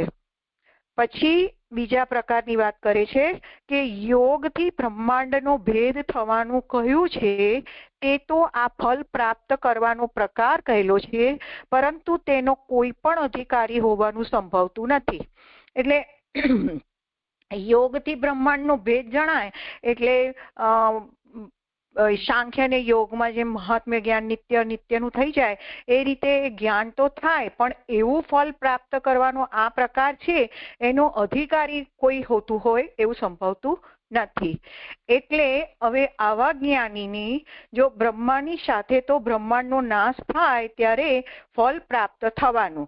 એટલે હવે હમણાં જે આજ્ઞા કરી એ પ્રમાણે કે સત્યલોકમાં એમની પ્રાપ્તિ થાય, પણ એ પછી ત્યાં જે જીવ પડ્યો રહે અને જ્યારે બ્રહ્માંડનો નાશ થાય, આત્યંતિક પ્રલય થાય ત્યારે એ બ્રહ્માની સાથે પછી એને ફળ પ્રાપ્ત થવાનું. એમાં 2 નંબરની ફૂટનોટ છે, એટલે કે મુક્તિ પ્રાપ્ત થવાનું એમ પુરુષોત્તમજી કહે છે. અને અનુભાઈ કહે છે કે વિષ્ણુલોક અથવા કૃત્રિમ વૈકુંઠ રૂપ ફળ પ્રાપ્ત થવાનું એવો અર્થ જણાય છે. એટલે હવે આમાં મુક્તિ પ્રાપ્ત થવાનું એ થોડું વધારે બંધ બેસે છે કે જ્યારે બ્રહ્માંડનો નાશ થાય, એટલે જ્યારે હવે બ્રહ્મા નહીં બચ્યા અને બ્રહ્માંડનો નાશ થઈ ગયો ત્યાર પછી એને સાયુજ્ય થઈ શકે છે પ્રભુનું. તેથી મુખ્ય ભક્તિ માર્ગ એટલે ત્યાં સુધી એને રાહ જોવી પડે છે. તેથી મુખ્ય ભક્તિ માર્ગ પણ ઝડપથી પુરુષાર્થ પ્રાપ્ત કરાવે તેવો નથી એવી શંકા થાય. એટલે આ બધા જે બતાવ્યા એના નેગેટિવ પોઈન્ટ, એના આધારે શંકા શું ઉત્પન્ન થઈ કે મુખ્ય ભક્તિ માર્ગ પણ એવો જ હશે કે જે ઝડપથી પુરુષાર્થ પ્રાપ્ત નહીં કરાવતો હોય એવી શંકા કરે છે. એના માટે અહીંયા નીચેનો શ્લોક આવી રહ્યો છે, શ્લોક 11 વિભાવ યોગ પરિભાવિત રસરોજ આસે શ્રુત ઈક્ષિત પથ નનુનાથ પૂષામ યત યત દિયાત ઉરુગાય વિભાવંતિ તત્તત્વપુ પ્રણયસે સદ અનુગ્રહાય. એનો અર્થ છે હે નાથ, જે પુરુષોએ શ્રવણથી આપના માર્ગની તપાસ રાખેલી છે તેમના પ્રેમના સંબંધથી શુદ્ધ થયેલા હૃદય કમલમાં આપ રહો છો. હે ગણાથી ગવાયેલા, જેવી જેવી બુદ્ધિથી ભક્તો આપના રૂપનો વિચાર કરે છે તેવો તેવો દેહ ઉત્તમ અનુગ્રહ કરવા આપ પ્રકટ કરો છો. એટલે અહીંયા મૂળ શ્લોકમાં નાથ પુંસામ, નાથ એક તો ઉદબોધન આપ્યું છે, સંબોધન છે, અને ઉરુગાય એટલે ઉરુગાય માટે એ ગણાથી ગવાયેલા એ બે સંબોધન આવ્યા છે શ્લોકમાં. હવે એના સુબોધ નીજી છે. દેવ વગેરેના સંબંધમાં પ્રેમ તે ભાવ. આ વાક્ય પ્રમાણે એકત્ર કરેલો અર્થ લેવાનો હોવાથી ભાવ એટલે પ્રેમ લક્ષણા ભક્તિ. એટલે અહીંયા એમ કહી રહ્યા છે કે એકત્ર કરેલો અર્થ એટલે કે સમુદાય માટે, વ્યક્તિગત નહીં, દેવ વિગેરે વિગેરે શબ્દથી સમુદાય સમજવાનું. તો એ પ્રમાણે જે અર્થ છે એ ભાવ એટલે પ્રેમ લક્ષણા ભક્તિ. પ્રેમ તો ભગવાનના મહાત્મ્યનું જ્ઞાન થવાથી જ થાય છે. એટલે નારદ પંચરાત્રમાં વ્યાખ્યા છે, મહાત્મા જ્ઞાન પૂર્વક શુદ્ર સર્વોત્તધિક સ્નેહો ભક્તિ. તો એ મહાત્મ્યનું જ્ઞાન થવાથી જ પ્રેમ થાય છે, એટલે ભક્તિ થાય છે. તે જ યોગ એટલે કે સંબંધ શાસ્ત્રમાં જણાવેલા ઉપાય રૂપ છે. એટલે શાસ્ત્રમાં ભક્તિ યોગ એટલે ભક્તિ સાથે જોડાવું એ જ જે છે સંબંધ, એ શાસ્ત્રમાં ઉપાય રૂપ જણાવેલો છે. હવે એની સામે વાત કરી રહ્યા છે કે બીજો ભગવાનની પ્રાપ્તિનો કામ વગેરેથી થયેલો ઉપાય તો ઉપાય નથી, તેમાં પ્રમેયનું બળ છે એમ કહેવામાં આવશે. એમાં 3 અને 4 નંબરની 2 ફૂટનોટ છે. તો એમાં 3 નંબરની ફૂટનોટમાં તેમાં એટલે કામ વગેરેથી ભગવત પ્રાપ્તિ થાય તેને ઉપાય ગણવામાં આવે તો તેમાં એમ કહેવામાં આવશે. એમાં 4 નંબરની ફૂટનોટ છે. કારણ કે તરીકે કહેવામાં, ફળ પ્રાપ્ત થવાના કારણ તરીકે કહેવામાં આવશે. એટલે મુખ્ય તાત્પર્ય અહીંયા એવું સમજાય છે કે કામ વગેરેથી ભગવત પ્રાપ્તિનો જો કોઈ ઉપાય કરવામાં આવ્યો હોય તો તે ખરો ઉપાય નથી. ખરો ઉપાય તો પ્રભુ સાથેની પ્રેમ લક્ષણા ભક્તિ જ ખરો ઉપાય છે. હવે પ્રમેયનું બળ છે જે કીધું છે એમાં એવું સમજાય છે કે જેવી રીતે ભાગવતજીમાં ઉદાહરણ આવે છે કે અજામિલે ભગવાનનું નામ ખરેખર ભક્તિથી નથી લીધું. અંત સમયે અજામિલે પોતાના પુત્રને નારાયણ તરીકે બોલાવ્યો છે, પણ ભગવાનને એવું પ્રમેયબળ હતું, ભગવાનના પ્રમેયબળથી એનો ઉદ્ધાર કર્યો છે. તો એમાં પ્રમેયનું બળ છે એમ એવું લાગે છે મને. પછી પ્રમાણ બળ પ્રમાણે તો આ જ વ્યવસ્થા છે. એટલે પ્રમાણ બળ પ્રમાણે આ વ્યવસ્થા છે એટલે કે સર્વતોધિક સ્નેહ રાખવો, પ્રભુમાં પ્રેમ લક્ષણા ભક્તિ રાખવી એ જ ખરેખર તો વ્યવસ્થા છે. તેથી પ્રેમના સંબંધથી હૃદય પરિભાવિતમ, એ જે ઉપર કહ્યું ને ત્વમ ભાવ યોગ પરિભાવિતમ, તો એ પરિભાવિતમ એટલે સર્વ તરફથી શુદ્ધ થયેલું થાય. જો હૃદયમાં ભગવાનના સંબંધવાળા મહાત્મ્યનું પ્રથમ જ્ઞાન થઈ ભગવાન ઉપરનો પ્રેમ તેનો કુદરતી ગુણ થાય તો તે હૃદય કમલ બને છે. એટલે હૃદય કમળ એકદમ શુદ્ધ હોય અંતઃકરણ અને ભગવાનના સંબંધ વાળું હોય, પ્રેમના સંબંધ વાળું હોય તો મહાત્મ્ય જ્ઞાન થાય અને પ્રભુ માટે બિરાજવાનું સ્થાન બને છે. પ્રેમરૂપ જલની ઉપર આવેલું તેજ આપના આસન માટે ઉપયોગી કમલ થાય છે અને તે જણાવનારું જ એ છે કે જો કોઈ પણ વિષયના પદાર્થો સ્ફુરે નહીં અને જો તે હૃદય પણ પહેલાની પેઠે પ્રેમથી શુદ્ધ હોય તો ભગવાન તેમાં રહે છે. એટલે અન્ય વિષયોમાં આસક્તિ ન હોય અને પ્રભુ પ્રત્યેનો પ્રેમ નિષ્કામ પ્રેમ હોય તો પછી ભગવાન ત્યાં બિરાજે છે. શ્રુતેન એટલે ઉપર જે કીધું ને શ્રુતે ઈક્ષિત પથ, શ્રુતેન એ કહ્યું છે તેના માટે કહી રહ્યા છે. શ્રુતે એટલે ગુણોના, ભગવાનના ગુણોના શ્રવણથી અથવા શ્રવણ સાથેની ઇન્દ્રિયથી તપાસ રાખેલી છે આપના માર્ગની જેણે તેના હૃદયમાં આપ રહો છો. એમાં 5 નંબરની ફૂટનોટ છે શ્રવણ સાથેના મનથી અથવા કાનથી. એટલે શ્રવણ દ્વારા જે પ્રભુના ગુણો, ભગવાનના ગુણોનું શ્રવણ અને શ્રવણ સાથે ઇન્દ્રિય એટલે કાન મન બધું જે કાંઈ છે તે એની તપાસ રાખેલી છે કે એટલે એના દ્વારા એ ઇન્દ્રિયોની પાત્રતા બતાવી છે, ભગવત સન્મુખ થાય છે એવી ઇન્દ્રિયો. તો એને માર્ગની જેણે એટલે તપાસ રાખેલી છે એટલે એને અનુસર્યું છે ભગવત ગુણો તરફ આસક્ત જે છે એવો જીવ, એના હૃદયમાં પ્રભુ આપ રહો છો. પછી જ્યારે શ્રવણ બંધ થાય ત્યારે ભગવાને હૃદયમાંથી બહાર નીકળી જવાનો માર્ગ જોયેલો જ છે. એટલે પ્રભુ પણ હર હંમેશ બિરાજે છે, પરંતુ જ્યારે પણ શ્રવણ બંધ થશે ત્યારે એવા હૃદયમાંથી પ્રભુ નીકળી બી જશે. નનુ શબ્દથી નિશ્ચય જણાવવા કોમલ સંબોધન કરેલું છે, હે નાથ. એટલે જે નનુ નાથ પુંસામ જે કહ્યું ને એના માટે કહે છે કે નનુ એ નિશ્ચય માટે કહ્યું છે, અને કોમલ સંબોધન હે નાથ સંબોધનથી યુક્તિ જણાવેલી છે કે ભગવાન તેમના પતિ છે. તે તો પત્નીના ઘરમાં રહે છે જ, પરંતુ ભેદ આટલો છે કે આ ભગવાન પુરુષોના પતિ છે. અર્થાત લોકમાં તો પતિ પત્નીની સાથે રહેતા હોય છે, પણ ભગવાન તો જીવોના પણ પતિ છે. એટલે પુરુષ હોય કે સ્ત્રી હોય, જે જીવ માત્ર છે એના પતિ છે. એટલે જો ભક્ત હોય તો ભગવાન તેના હૃદયમાં હર હંમેશ રહે જ છે. પછી આગળ પેજ 331 પર તેમને બ્રહ્મનું સાયુજ્ય થતું નથી એમ ઉપર દર્શાવ્યું ત્યારે હૃદયમાં ભગવાનની સ્થિતિનો શું ઉપયોગ એવો પ્રશ્ન થાય. તેથી ઉત્તરાર્ધ કહેલો છે. એટલે ઉત્તરાર્ધમાં કહ્યું ગાય વિભાવયંતી, તો એ કે છે એ ઘણાથી ગવાતા હોવાથી અનેક પ્રકારે અનંત મૂર્તિઓ દર્શાવનાર તે આપના બ્રહ્મરૂપ વૈકુંઠ રૂપ અવતાર રૂપ જેવા રૂપનો ભક્ત વિચાર કરે છે તેવો દેહ તે જ રૂપ આપ પ્રકટ કરો છો. એટલે હવે અહીંયા એમ કહી રહ્યા છે કે પ્રભુ તો અનંત મૂર્તિ વાળા છે અને ઘણા બધા એમની કીર્તિનું ગાન કરનારા છે, એટલે ઘણાથી ગવાયેલા છે. તો એવા ભગવાન જેવો ભક્ત હોય, ભક્ત જેવા રૂપનો ભગવાનના સ્વરૂપનો વિચાર કરે એવા એટલે બ્રહ્મરૂપ વૈકુંઠ રૂપ અવતાર રૂપ એવા રૂપો ધારણ કરે છે. એટલે બ્રહ્મ રૂપે જો એની આરાધના કરી હોય તો બ્રહ્મ રૂપે વૈકુંઠ રૂપે કરી હોય, એટલે જેવા રૂપથી વિચાર કરે તેવો દેહ પ્રભુ ધારણ કરે છે. તો અવતાર રૂપમાં એવું ઉદાહરણ લઈ શકાય કે છઠ્ઠા સ્કંદમાં આવે છે કે વૃત્રાસુર શંકર્ષણ રૂપે ઉપાસના કરતો હતો ભગવાનની. એટલે જયારે ઇન્દ્ર સાથે યુદ્ધ થયું ત્યારે ઇન્દ્રના વજ્ર પર એમને ભગવાને શંકર્ષણ રૂપે દર્શન આપ્યા હતા.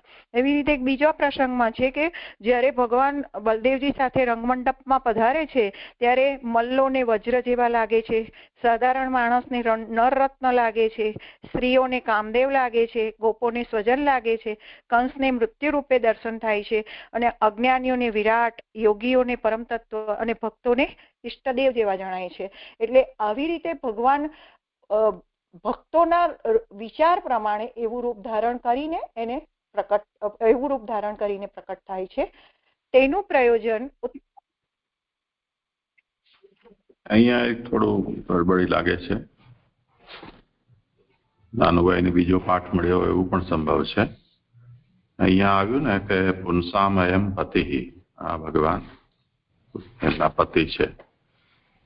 એના પછી નનુ તેષામ બ્રહ્મ સાયુજ્ય આક્ષિપ્તે હૃદયે ભગવત સ્થિતિ કુત્ર ઉપયુજ્યતે.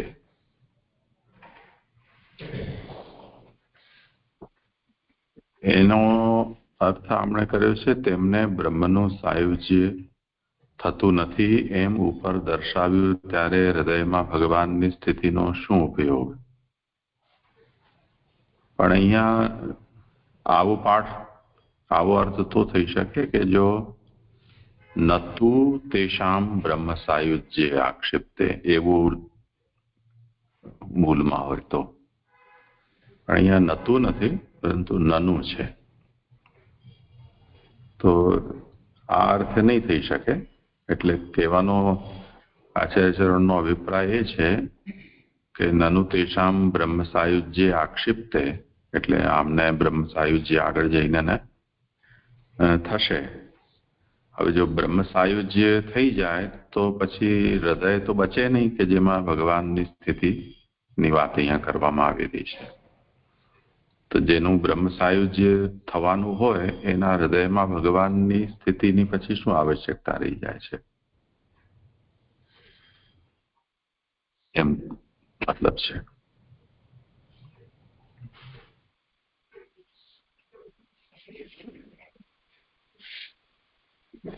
એટલે જેમ પરોઠાની અંદર કચોરીમાં જેવી રીતે અંદર પૂરણ ભરીએ તો એ તો સમજમાં આવે, પણ માની લો કે જે પૂરણ છે અને લોટ એ બંનેને ભેગું કરીને મસળી દીધો અને પછી એને તમે તળી દો તો પછી હૃદયમાં સ્થિતિની પછી આવશ્યકતા જ નથી રહી જતી ને, એમ કહેવાનો મતલબ છે. આ લોકો શું કહે છે?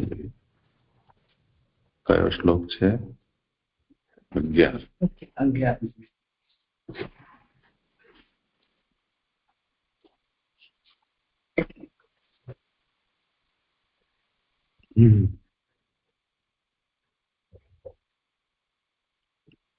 भगवत सायुज्य होने पर हृदय में भगवत स्थिति कैसे रहेगी? हमने पण ए ननु पाठ स्वीकारीने ज अर्थ करेलो छे, ए ठीक लागे छे.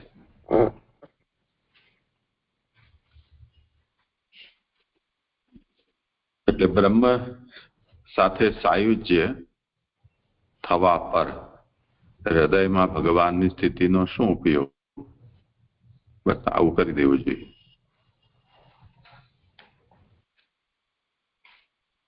અથવા બ્રહ્મ સાયુજ્ય થાય ત્યારે એવું કરી દો.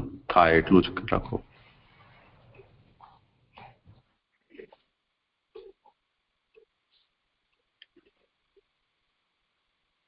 તેમને બ્રહ્મ સાયુજ્ય થાય ત્યારે હૃદયમાં ભગવાનની સ્થિતિનો શું ઉપયોગ?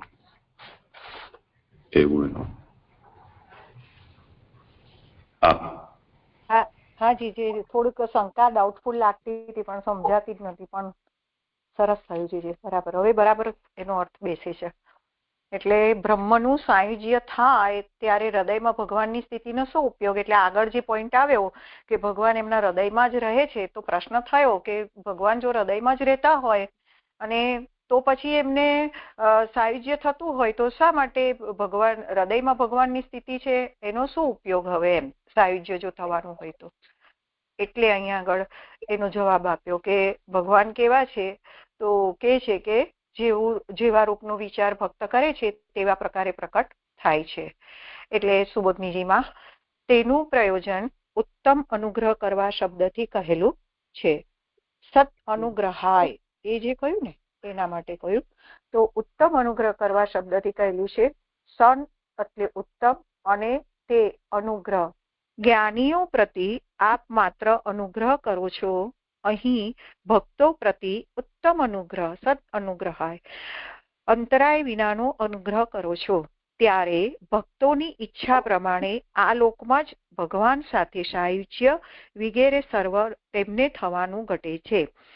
એટલે અહીંયા જ પછી આટલો ઉત્તમ અનુગ્રહ ભક્તો પ્રતિ કરતા હોય તો પછી ઈચ્છા પ્રમાણે આ લોકમાં જ એમને ભગવાનનું સાયુજ્ય મળી રહેતું હોય તો પછી હૃદયમાં ભગવાનની સ્થિતિ યોગ્ય જ છે. એટલે આ લોકમાં જ ભગવાન સાથે સાયુજ્ય વગેરે સર્વ તેમને થવાનું ઘટે છે. એટલે તેમને થવાનું સિદ્ધ થાય છે. આ રીતે સમજાય છે. જી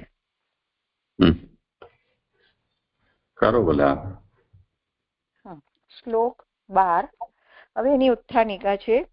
એ પ્રમાણે જ્ઞાન માર્ગ અને ભક્તિ માર્ગ જણાવીને સાધનો જણાવતા ભક્તિના સાધન કરતા ભગવાનને પ્રસન્ન કરાવનારું જ્ઞાન માર્ગનું સાધન ઉત્તમ સાધન છે એમ નીચેના શ્લોકમાં કહે છે.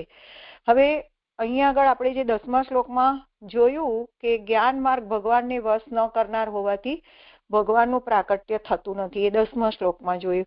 11મા શ્લોકમાં જોયું કે ભગવાન ભક્તો પ્રતિ ઉત્તમ અનુગ્રહ કરનાર છે અને ભક્તોની ઈચ્છા પ્રમાણે આ લોકમાં જ સાયુજ્ય સિદ્ધ થાય છે. હવે હવે આ જે છે 12મો શ્લોક, એમાં સકામ ભક્તિના સાધન કરતા જ્ઞાન માર્ગના સાધનની ઉત્તમતા, એમાં ભગવાનની પ્રસન્નતા છે, એનું વર્ણન આ શ્લોકમાં આવે છે.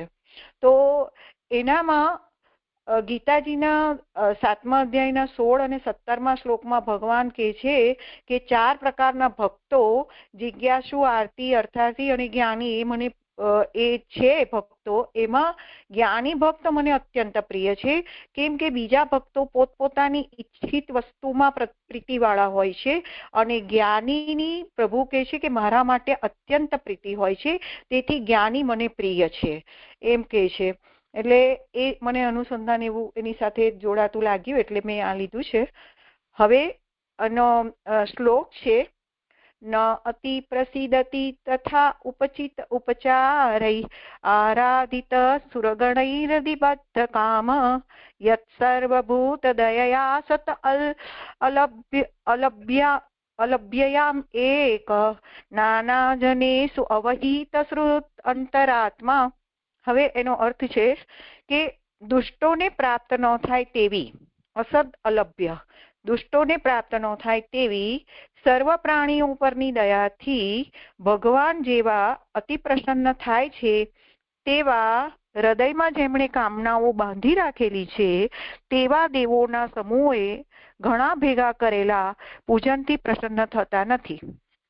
કારણ કે તે એકલા જુદા જુદા પુરુષોમાં તેમના મિત્ર અંતરાત્મા હોઈ સાવધાન રહેલા છો. એટલે આ જ વાત કરી રહ્યા છે કે સકામ સાધન ભક્તિથી પ્રભુ પ્રસન્ન નથી થતા, પરંતુ જે નિષ્કામ ભાવે પ્રભુને ભજે છે એના પર પ્રભુ પ્રસન્ન થાય છે. અને એની સુબોધ નીજી છે, સાધન ભક્તિમાં દેવો મુખ્ય અધિકારીઓ છે અને દિવ્ય પુષ્પો વગેરે સાધનો છે. તેમનાથી ભગવાન પ્રસન્ન થતા નથી. પ્રસન્ન થવા છતાં તેમને ઈચ્છેલું ફળ આપતા હોવા છતાં અતિ પ્રસન્ન થતા નથી. તેનું કારણ હૃદયમાં જેમને કામનાઓ બાંધી રાખી છે તે શબ્દોથી કહેલું છે. એટલે જે મૂળ શ્લોકમાં કીધું છે ને, સુરગણૈ હૃદયબદ્ધ કામૈ, એટલે હૃદયમાં એમને કામના બાંધી રાખી છે, એટલે પ્રભુ એમના પર અતિ પ્રસન્ન નથી થતા. જો ભગવાન તેઓના હૃદયમાં આવીને રહે અને તેમને પોતાના માને તો પ્રસન્નતા તો થાય, થયેલી ગણાય. એટલે પોતાના માને એટલે એનો અર્થ એવો સમજાય છે કે ભગવાને જો એમને પોતાના માન્યા તો ભગવાનની પ્રસન્નતા ગણાય, તો એમના હૃદયમાં આવીને રહે. ત્યાં ભગવાનના સ્થાન હૃદયમાં તો, એટલે હવે આમની વાત કરી રહ્યા છે દેવોની, કે ત્યાં ભગવાનના સ્થાન હૃદયમાં તો તેમણે બલપૂર્વક બાંધીને રાખેલો કામ જ રહેલો છે. એટલે આ જે દેવો છે એમને કામ રહેલો છે એમના હૃદયમાં, એમ કહી રહ્યા છે. જો કુદરતી કામ હોય તો આખરે ભગવાન પણ તેને દૂર કરે. તે કામ બાંધેલો હોય કોઈકનો નાશ કરીને દૂર થાય, કારણ કે બાંધેલો છૂટો થવા પોતાનું સર્વસ્વ આપે છે. એટલે કુદરતી કામ હોય એનો મતલબ મને એવો સમજાય છે કે જેમ કે ધ્રુવ અબુદ્ધ બાળક છે. હવે જ્યારે પિતાના ખોળામાં બેસવા ગયો ત્યારે સાવકી માતાના કઠોર વચનથી એને ખૂબ જ દુઃખ થયું. એટલે એની માતાએ સુરુચિ એને કીધું કે તું ભગવાનનું આરાધન કર. હવે એને તપ કર્યું ત્યારે પ્રભુ એકદમ પ્રસન્ન થયા અને એને ઉત્તમ લોકની પ્રાપ્તિ કરાવી અને 36,000 વર્ષો સુધી એને રાજ પણ કર્યું. એટલે આવો જે કામ કુદરતી કામ છે, સહજ કામ છે, એને કોઈ એવા ઠોસ કારણથી ભગવાનનું તપ કર્યું કે એવું નહીં, પણ એને બાળક છે, અબુદ્ધ બાળક છે, તો એ સહજ કામ હોય તો ભગવાન તેને દૂર પણ કરી દે. પણ બાંધેલો હોય કોઈકનો નાશ કરીને બાંધેલું જો કામ હોય, બદ્ધ કામ હોય, તો કેવી રીતે થાય? તો કે છે કે લોકમાં એવા ઉદાહરણ છે કે જેમ પતંગિયું હોય એ દીવાની જ્યોત પ્રત્યે આકર્ષાય, માછલી પોતાના ખોરાક લેવા માટે આકર્ષાય અને જાળમાં ફસાઈ જાય. એવી રીતે અહીંયા પણ એ કહી રહ્યા છે કે દેવો માટે દૈત્યોનો વધ કર્યો ભગવાને, અને વધ પણ કરી દીધો, એમનો નાશ પણ કર્યો, પણ ભગવાન એવા પ્રસન્ન થતા નથી. એટલે દૈત્યોનો વધ કરીને પણ ભગવાન પ્રસન્ન થતા નથી. તેનું કારણ જુદા જુદા પુરુષોમાં તેમના મિત્ર અને અંતર્યામી હોઈ સાવધાન રહેલા છે. એટલે યત સર્વભૂત દયા જે કીધું છે ને એ, અને સત્પુરુષ જે મૂળ શ્લોકમાં નાના જનેસુ અવહિત સુરત અંતરાત્મા એ જે કીધું છે એના માટે કે અંતર્યામી હોય સાવધાન રહેલા છે ત્યારે ભગવાન સાથે પ્રસન્ન થાય એવી શંકા થાય. તેથી જેવા સર્વ પ્રાણીઓ ઉપરની દયાથી, બધા જ પ્રાણીઓ, સર્વભૂત દયા, બધા પ્રાણીઓની દયાથી શબ્દો યોજેલા છે. એટલે જેમ દુર્યોધન છે તો દુર્યોધન કેવો છે તો એને કર્ણ પ્રત્યે દયા છે, પણ પાંડવો પ્રત્યે તો દુષ્ટ જેવો જ વ્યવહાર કરતો હતો. જ્યારે યુધિષ્ઠિરની બાબતમાં જોઈએ તો બધા પ્રાણી પર એમની દયા હતી. એટલે જો જ્ઞાની હોય તો કોઈ પર દયા કરે, કોઈ પર દ્વેષ કરે એવું ના કરે, બધા પ્રાણીઓ પર દયા કરે. તો એવા જે છે એથી જેવા સુબોધનીજીમાં એથી જેવા સર્વ પ્રાણીઓ ઉપરની દયાથી શબ્દો યોજેલા છે. યદ જેવા સર્વ પ્રાણીઓ ઉપરની દયાથી ભગવાન પ્રસન્ન થાય છે. એટલે આવા જે છે બધા જ પ્રાણીઓ, કોઈ ઉચ્ચ નહીં નીચ નહીં, બધા પ્રાણીઓ પર દયા રાખનારા છે, એનાથી ભગવાન પ્રસન્ન થાય છે. સર્વ પ્રાણીઓ ઉપર સામાન્ય દયા કહેલી છે, દરેક ઉપર જુદી જુદી અશક્ય હોવાથી કહેલી નથી. એટલે દરેકને પર્સનલ કોઈને અલગ અલગ રીતે વર્તન કરવું એ અલગ અશક્ય હોય છે. એટલે બધાને એક સરખું જ દયા રાખવી એમ. પોતાના ચિત્તમાં તેઓનું કલ્યાણ વિચારવું, ભગવાનની કૃપાની પ્રાર્થના કરવી તથા શાસ્ત્રમાં મના કરેલ ન હોય તેવો દેહનો સંબંધ રાખવો, એવું જે એક કાર્ય બધાનું હિત કરનારું હોય તે ભગવાનની પ્રસન્નતા કરાવનારું છે. એટલે ભગવાનની પ્રસન્નતાના આટલા પોઈન્ટ્સ આપ્યા છે. એમાં એમને એવું કીધું કે દરેક પર દયા રાખવી, એમનું કલ્યાણ વિચારવું, ભગવાનની કૃપાની એમના કલ્યાણ માટે કૃપાની પ્રાર્થના કરવી, અને શાસ્ત્રમાં જે ના પાડી હોય એમની સાથે સંબંધ ન રાખવો. આ બધી વસ્તુ જે છે એ ભગવાનની પ્રસન્નતા કરાવનારી છે. તો બધા કેમ કરતા નથી? બધા તે જ કેમ કરતા નથી? તો કે છે કારણ કે તે વળી સહેલાઈથી થઈ શકે એવું છે, એવી શંકા થાય. એટલે પ્રશ્ન થાય કે તો પછી ભગવાન આ રીતે પ્રસન્ન થતા તો બધાએ આ જ કરવું જોઈએ ને, પણ કે અને એ સહેલાઈથી પ્રાપ્ત થઈ શકે છે. તો એની શંકાના સમાધાનમાં કહે છે કે દુષ્ટોને પ્રાપ્ત ન થાય તેવી, એટલે અસત અલભ્ય જે મૂળ શ્લોકમાં કીધું છે એ દુષ્ટોને નથી પ્રાપ્ત થતી, આ વિશેષણ કહ્યું છે. આ સર્વ પ્રાણીઓ ઉપરની દયા દુષ્ટોને પ્રાપ્ત થતી નથી જ. તેઓના હૃદયમાં કોઈ પણ સમયે દયા ઉત્પન્ન થતી નથી એવો અર્થ છે. આ જ દુષ્ટનું ચિહ્ન છે. બંનેના 3 કારણો છે. બંનેના માટે 1 નંબરની ફૂટનોટ છે. એટલે કે ભગવાન પ્રસન્ન થવાના અને પ્રસન્ન ન થવાના, આ બંનેના કારણો માટે કહ્યું છે કે એના માટેના 3 કારણો છે. એમાં પહેલું કારણ એ છે કે ભગવાન સાત્વિક વગેરે જુદા જુદા પ્રકારથી ભેદવાળા જુદા જુદા પ્રકારના પુરુષોમાં અવહિત, એટલે સાવધાન થઈ તેમનામાં રહેલા છે. જો તે ભગવાન કોઈક સમયે ત્યાં રહેતા હોય તો કોઈ સમયે કરેલી તેમની પૂજાથી પ્રસન્ન થાય, પરંતુ કોઈ સમયે તેમનો અપરાધ અને કોઈ સમયે પૂજન કરવાથી તો પ્રસન્ન થતા નથી, કારણ કે પગ ઉપર પ્રહાર કરેલો અને શિર પર પૂજન કરેલો કોઈ પ્રસન્ન થતો નથી. એનો એટલે મતલબ એ છે કે સાત્વિક વગેરે જુદા જુદા પ્રાણીઓ, એમાં એ સાત્વિક રાજસ તામસ જે જુદા જુદા પ્રકારના ગુણો વાળા છે એમાં ભગવાન સાવધાન થઈને રહે છે અને ભગવાન હંમેશા બિરાજે છે.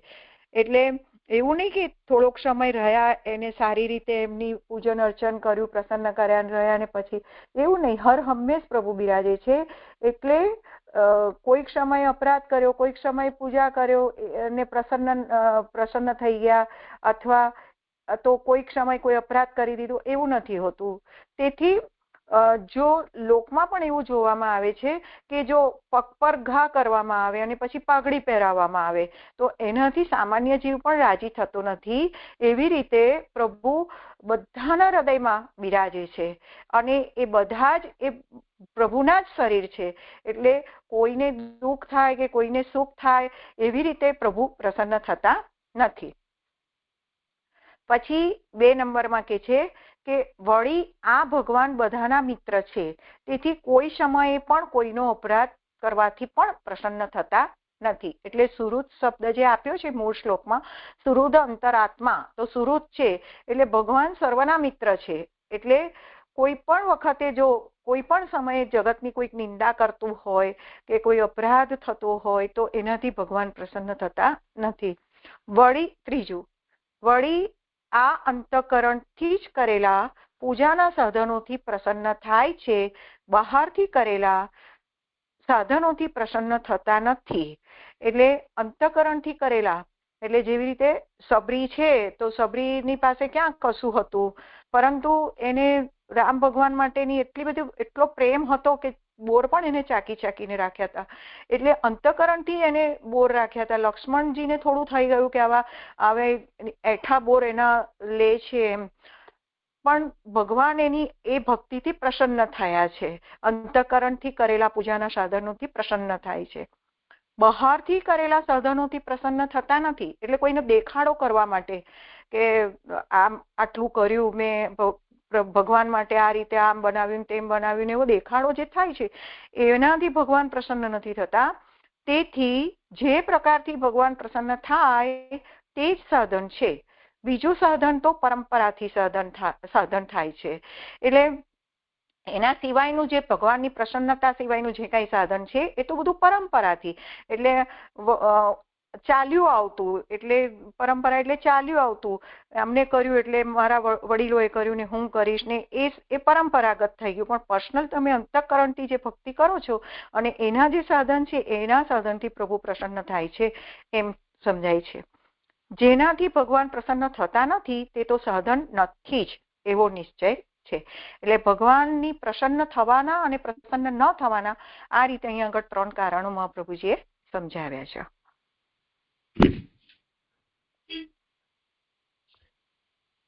કઈ હોય વિચારણી એ તો કરો આગળ. સર્વભૂત કયા તો ભૂત એટલે પ્રાણી માત્ર કહ્યું, પણ જળ જીવ બે લેવાશે. દયા સર્વ પ્રાણીમાં જળ ના આવે. તો પછી આ બે જળ ઉપર પણ દયા રાખવાની છે. એવું કઈ હું સમજી હતી કે જળ પૃથ્વી, જળ તેજ, વાયુ, આકાશ, ભૂત કહીને નહીં. ભૂતનો મતલબ બંને થાય છે. મહાભૂતના અર્થમાં જળ, બાકી સામાન્યતયા ચેતન પદાર્થ. આમાં 332માં પૃષ્ઠ ઉપર 9મી પંક્તિ આવે છે. તેઓ માટે ભગવાનની કૃપાની પ્રાર્થના કરવી. પ્રાર્થના મૂળમાં તો એ જ છે કે પ્રાર્થના જ છે, કામના એ પ્રાર્થના. પણ અહીંયા પ્રાર્થના પદ મહાપ્રભુજીએ કહ્યું છે એનો અર્થ એવી જ રીતે લેવું, પ્રાર્થના કરવી.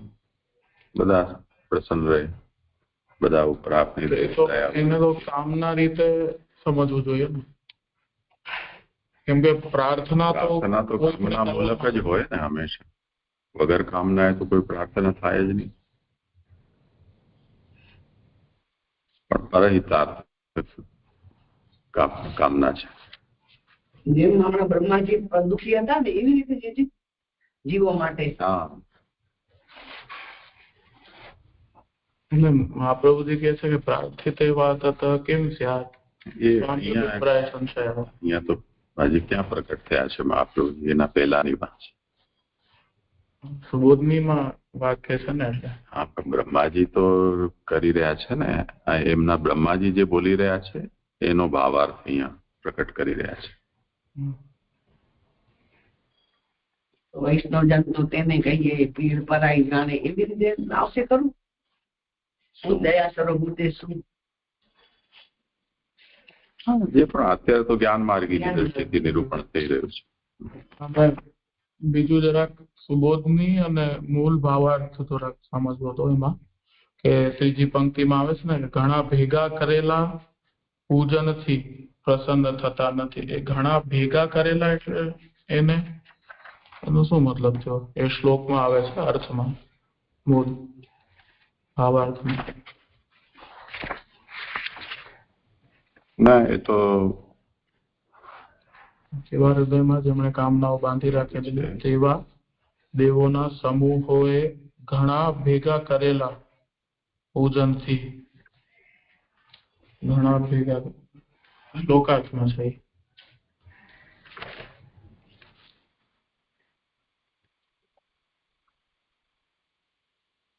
એલનજી, મને એવું સમજાય છે કે અહીંયા તમે જે કહ્યું ને ઘણા ભેગા કરેલા એટલે ઘણી સામગ્રીઓથી પૂજાયેલા, એ અર્થમાં ઉપચિત ઉપચારૈ આરાધિત, એનો મને એવો અર્થ સમજાય છે કે ઘણી બધી સામગ્રીઓથી પૂજન કરેલા, એવું સમજાય છે. ઘણા ભેગા કરેલા.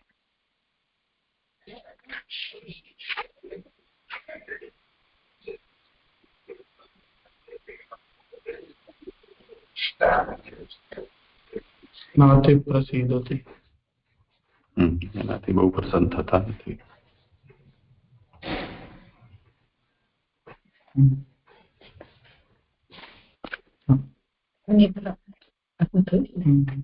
અને બીજી જે અહીંયા કહ્યું ને 331 પાના પર છેલ્લું બેલિટી, ભગવાનના સ્થાન હૃદયમાં તેમણે બલપૂર્વક બાંધીને રાખેલો કામ રહેલો છે. કુદરતી કામ હોય તો એને એમણે વર્ષાબેને સમજાવ્યું તો ખરું, પણ હજુ એને સ્પષ્ટ નથી થયેલું. કુદરતી કામથી તત્ત ઇન્દ્રિયોનો પોતાનો કે તત્ત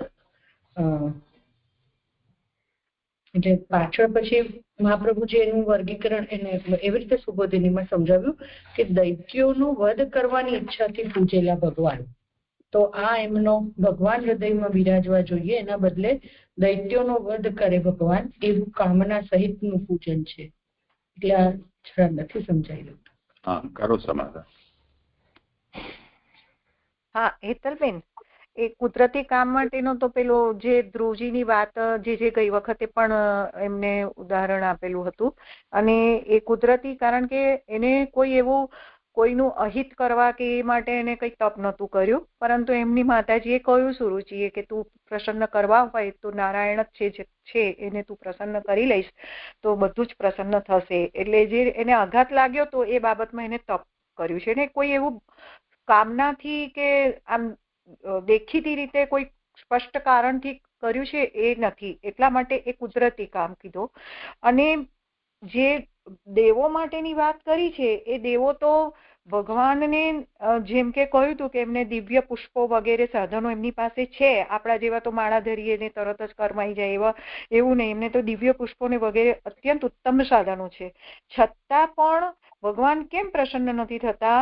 તો તેનું કારણ એમને કામના, કારણ કે જ્યારે પણ એમને કંઈક તકલીફ પડી છે ત્યારે ભગવાન પાસે વિનંતી પ્રાર્થના કરવા ગયા છે અને ભગવાને એમને બધી જગ્યાએ એમને મદદ કરી છે. તો એ પોતે કામનાથી ભગવાનની પાસે જાય છે, એટલે કામ તો એમના હૃદયમાં છે જ. ઇન્દ્ર દાખલા તરીકે એનું ઇન્દ્રાસન જતું રહે માટે એને ડર લાગે એટલે વળી પાછા ભગવાન પાસે જઈને વિનંતી કરે કે હવે મારે શું કરવું. તો એવી રીતે બધા દેવોએ આ રીતે ભગવાન સાથે આવો સંબંધ રાખેલો છે, કામનો સંબંધ, બદ્ધ કામનો સંબંધ રાખેલો છે, સહજ પણ નથી કે નિષ્કામ પણ નથી, એવું મને સમજાય છે. એટલે તમે 331માં પાના પર છેલ્લેથી બીજી લીટી જે છે કે ત્યાં ભગવાનના સ્થાન હૃદયમાં તો તેમણે બલપૂર્વક બાંધીને રાખેલો કામ કયો, એને આ દૈત્યોના કામની સાથે એને જે અત્યારે સમજાવ્યું એ રીતે લઈ રહ્યા છો ને? હા હા હા હા, એ રીતે છે. બલપૂર્વક બાંધીને રાખેલો કામ, એક આ કહ્યું અને કુદરતી કામ કીધું, બંને વચ્ચેનો ડિફરન્સ બતાવ્યો. અને પછી એમ કહ્યું કે ભગવાન શેનાથી પ્રસન્ન થાય છે, તો એના બધી વર્ણન પાછળ આવ્યું.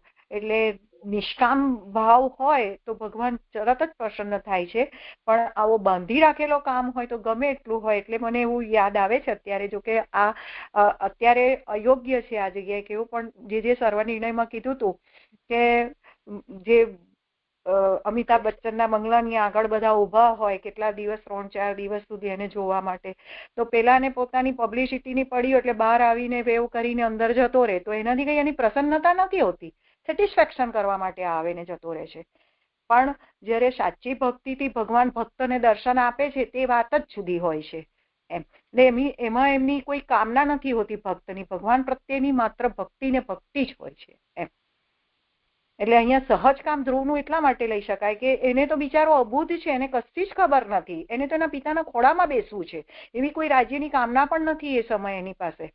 પરંતુ જ્યારે આવું અપમાન થયું ત્યારે એને બહુ લાગી આવ્યું અને એની માતાએ કીધું કે નારાયણ સિવાય તારો કોઈ ઉદ્ધાર નહીં કરે, તે તપ કરવા ગયો છે. તો એની સહજ કામના, ત્યારે ગણતરીપૂર્વકની કામના દેવોમાં છે, એટલા માટે બદ્ધ કામના કહી છે એમને. એટલે અહીંયા શબ્દ આપેલો છે. બીજો જે તમે કીધું ને કે ભગવાનના સ્થાન હૃદયમાં તો તેમને બલપૂર્વક બાંધીને રાખેલો કામ જ રહેલો છે. બલપૂર્વક બાંધીને રાખેલો કામ એનો મતલબ જ એ છે કે કામના જ છે એમના હૃદયમાં ભગવાન માટેની, આ કોઈ પણ કાર્ય પાર પડવા માટે. પ્રકારે બલપૂર્વકથી આ જ રીતે જે દૈત્યો જે કામનાથી હર સમય ભગવાનને દૈત્યો દૈત્યો ને દેવો એટલે દૈત્યોના વધ માટે દેવો ચૂકી ગઈ છે. હા સમજાયું. આ સંબંધમાં છે કે જો કુદરતી કામ હોય તો આખરે ભગવાન પણ તેને દૂર કરે એનો શું મતલબ? ક્લિષ્ટોપી ચેત ભજેત કૃષ્ણમ લોકો નશ્યતિ સર્વથા.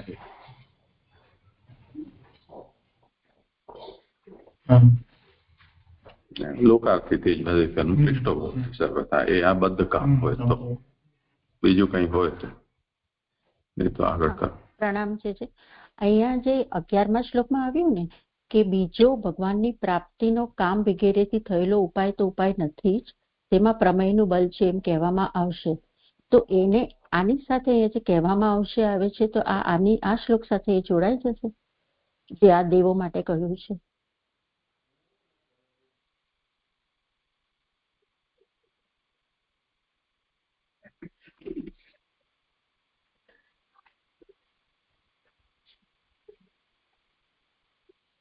કરો સમાધાન.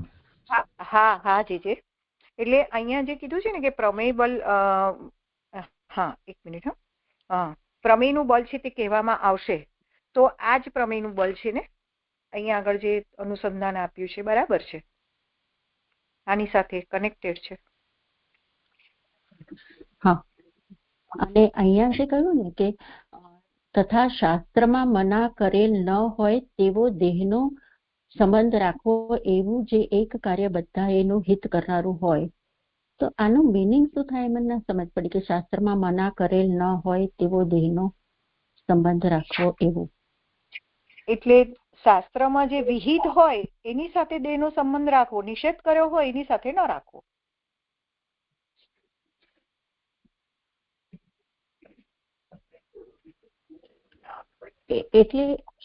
એટલે આ તો શાસ્ત્રમાં તો જે અમુક દેહના સંબંધો જે વિહિત કરેલા છે, પણ આ તો નોર્મલ જનરલ બધાની વાત કરતા હોય એવું નથી. કારણ કે અહીંયા કલ્યાણની વાત થઈ રહી છે, તો એમાં આ દેહનો કેવી રીતે આવ્યો જનરલ વાતમાં, એ મને નહીં સમજ પડી.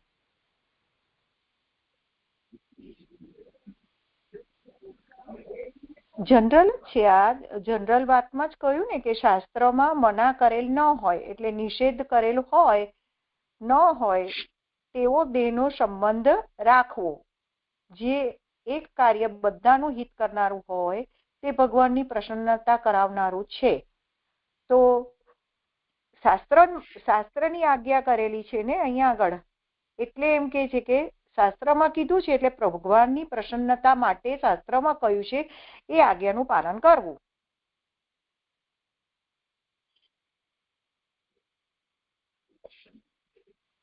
આવી રીતે આને સમજવાનું છે. જે કરાવશે એટલે અહીંયા ઉપર જે આવ્યું ને કે સર્વ પ્રાણીઓ ઉપર દયા રાખવી, અને પછી એની સાથે પછી આ પણ આવ્યું કે ભગવાન પોતાના ચિત્તમાં તેઓનું કલ્યાણ વિચારવું અને તેઓ માટે ભગવાનની કૃપાની પ્રાર્થના કરવી, એટલે બધા જ પ્રાણીઓ માટે. અને પછી તરત આ વાક્ય આવ્યું. એટલે મને થોડું કન્ફ્યુઝન છે કે આ દેહનો સંબંધ એટલે કેવી રીતે બધા પ્રાણીઓ સાથે જે કહ્યું છે, કે એ વર્ષાબેન કે છે એવી રીતે જ સમજવું. હા, કરીએ વિચાર, કોઈને કેવું હોય આ વિષયમાં. તો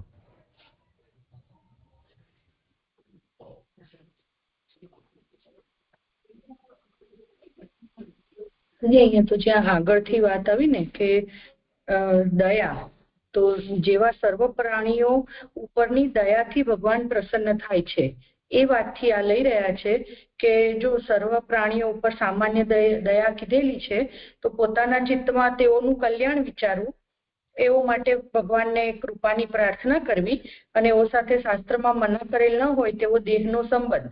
તો આ જે એક કાર્ય બધાનું હિત કરનારું હોય, તો ભગવાનની દયા, ભગવાનની કૃપા થાય બધા પર, એવું એક કાર્ય એ બધાનું હિત કરનારું છે અને ભગવાનની પ્રસન્નતા કરાવનારું છે. તો આ પ્રકારે બધા એ રીતે પ્રાર્થના ભગવાનની દયાની, કૃપાની એ કેમ એવું નથી કરતા? તો કે છે તેથી દુષ્ટોને પ્રાપ્ત ન થાય એવા વિશેષણથી આ કહ્યું છે કે ભગવત દયા, ભગવત કૃપા, પ્રસન્નતા એવી છે જે દુષ્ટોને પ્રાપ્ત નથી થતી. એવી રીતે આ વિષય આવતો હોય ને એવું સમજાય છે, પણ સ્પષ્ટ આપ હજુ વધારે કહો. થયું સમાધાન? ના છે, અહીંયા જે એવું આવ્યું ને કે તેવા દેહનો સંબંધ રાખવો, એવું જે એક કાર્ય, એટલે ઉપરના જે 3 વસ્તુ બતાવીને એ બધું એક જ ગણીને પછી એમ કે આ બધું 3 વસ્તુ ભેગું થાય ત્યારે ભગવાનની પ્રસન્નતા થાય.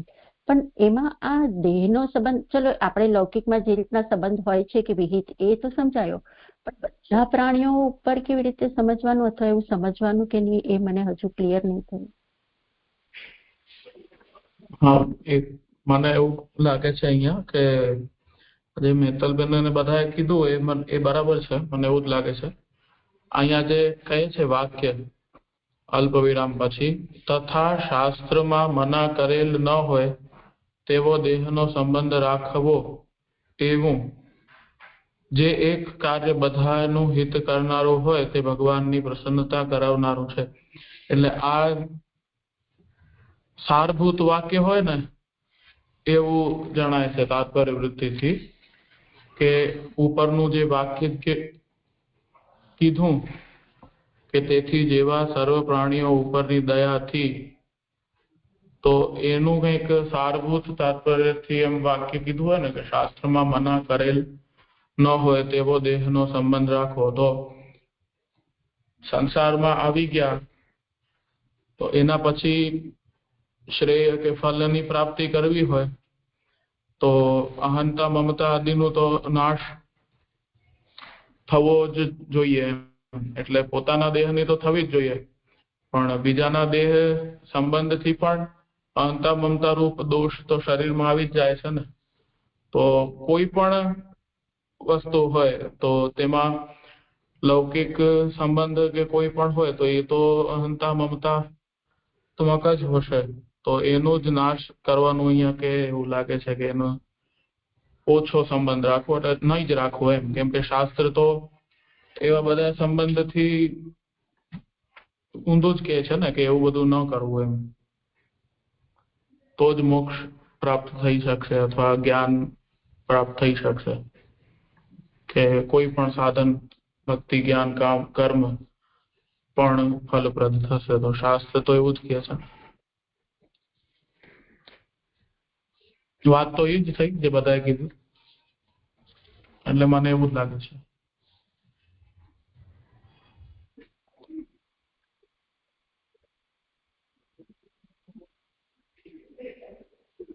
જે આ લાલનજીએ જે કહ્યું એ મને થોડું સમજાયું. એવી રીતે જ બરાબર છે ને? એવી રીતે સમજવાનું. એ તો થોડું અટપટું.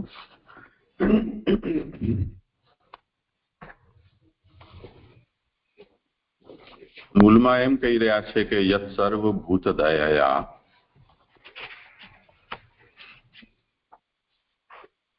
ભગવાન સર્વભૂતો ઉપર દયાથી જેવા પ્રસન્ન થાય છે તેવા પ્રસન્ન દેવતાઓના બહુ ઉપચારપૂર્વક કરેલી સેવાથી પણ થતા નથી. તો એના સંબંધમાં પ્રશ્ન અહીંયા એ ઉપસ્થિત થયો કે ભગવાન નાના જનેષુ અવહિત સુહૃદ અંતરાત્મા એવા છે, એટલે બધા જ પ્રાણીના હૃદયમાં રહેનારા છે અને સાવધાન પૂર્વક રહેનારા છે.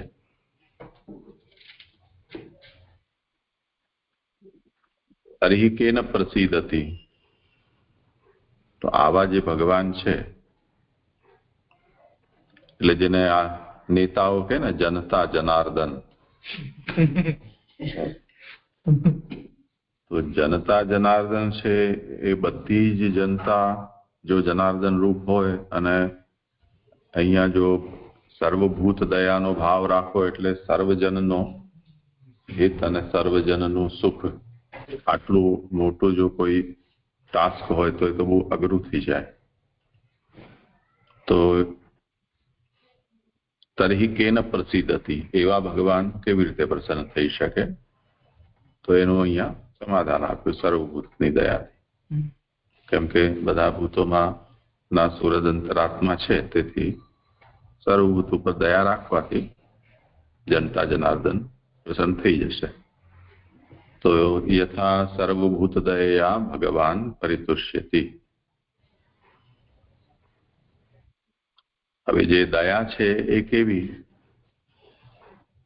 તો સર્વભૂતેષુ સાધારણી દયા ન તો વિશિષ્ટા અશક્યત્વા, એટલે ઊંચ નીચ વાળી એવી નહીં, પરંતુ એક સમાન, કેમ કે બધા જ સમાન રૂપથી ભગવાન છે. એનું સ્વરૂપ શું? તો સ્વચિત્તે તેષામ હિત ભાવનમ ભગવત કૃપા પ્રાર્થના, પોતાના ચિત્તમાં એમનું હિત વિચારવું અને એમના ઉપર ભગવાન કૃપા કરે એવી ભગવાનને પ્રાર્થના કરતા રહેવું. આ બધી ગાયત્રી મંદિર ને બધામાં કોઈ વખતે આપણે સાંભળીએ ને તો છેલ્લે છેલ્લે બધું પ્રાણી માત્ર મેં સદભાવ હો, સબકા કલ્યાણ હો, ये हो, બહુ લાંબુ લાંબુ એ લોકો બધા અંતમાં સારી સારી વાતો બોલે છે. તો એ જ એવી જાતનું અહીંયા ભગવત કૃપાની પ્રાર્થના.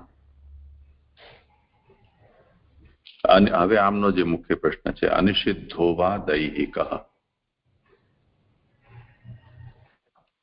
તો ચિત્તમાં ભાવન અને વાણીથી પ્રાર્થના, આ બે વાત તો સમજમાં આવી ગઈ. હવે મુખ્ય જટિલ છે એ દૈહિક વ્યવહાર કેવો, કેમ કે કૂતરું ઘૂસી જાય રસોડામાં તો શું કરશો? ત્યાં જનતા જનાર્દન વિચારવાનું કે નહીં વિચારવાનું? તો એ તો કરવું જ પડશે ને. તો અનિષિદ્ધો વા દૈહિક, તો ત્યાં બધા માટે તો એવું સંભવ નથી. જેમ હું એકવાર ગીર ગુંદાળામાં ગયો હતો, સિંહોનો વિસ્તાર, એકદમ કૂતરાની જેમ સિંહ ફરતા હોય એવો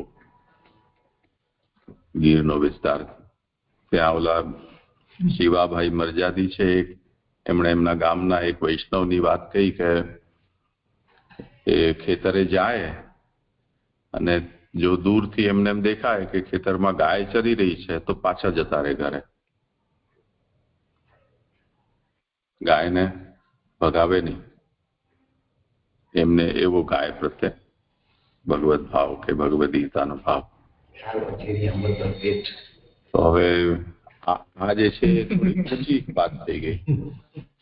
શાસ્ત્રમાં પોતાના ખેતરમાં ગાય ઘૂસી જાય તો ભલે મારો ન થઈ દંડો દેખાડીને ડરાવવાનું કોઈ નિષિદ્ધ નથી કહ્યું. તો અનિષિદ્ધ વ્યવહાર જે પણ થતો હોય, આપણા હિત વિરુદ્ધ કંઈ થતું હોય કે પ્રાણ ઉપર કોઈ સંકટ હોય, તો એના નિવારણ માટે જે પણ ઉપાય થતો હોય તે કરી શકાય. જેમાં આતતાઈ આવી ગયો હતો, આતતાઈ ન માયાંતમ હન્યા દેવા વિચારયન, વગર વિચારે આતતાઈને મારી નાખવો જોઈએ. હવે આ તો શાસ્ત્ર વિહિત ઉપાય છે, તો એમાં કઈ ચહિત થઈ જવાની વાત નથી. તો આવી પરિસ્થિતિમાં એટલે વ્યવહારનો વાત આવે તો દૈહિક વ્યવહાર કેવો કરવો, વાણીનો અને ચિત્તનો તો ઠીક છે. હવે જેમ રાવણને મારી નાખ્યા, બધો પતી ગયો, પછી રામચંદ્રજી કીધું ચાલો હવે કોઈ ના કોઈ ક્રિયા કરવા વાળું રહ્યું નહીં, તો બધાનું શ્રાદ્ધ તર્પણ એ બધા આપણે જ કરી લઈએ. મારવા તો મારવું શું કામ હતું જો શ્રાદ્ધ કરવાની છે, એટલી બધી એ હતી. તો એ તો થઈ શકે છે આપણાથી, આવું તો બધાએ કરી શકે. શ્રદ્ધાંજલિ સભામાં બેસી પણ આવે થઈ શકે, પણ આ એક બહુ મોટી વાત છે. તો ભલે અનિષિદ્ધ વ્યવહાર દૈહિક કરી શકાય. તો અનિષિદ્ધો વા દૈહિક યદેવ એકમ, એ તો આગળનું તો સ્પષ્ટ છે. હા જી, સરસ છે. પ્રણામ જી.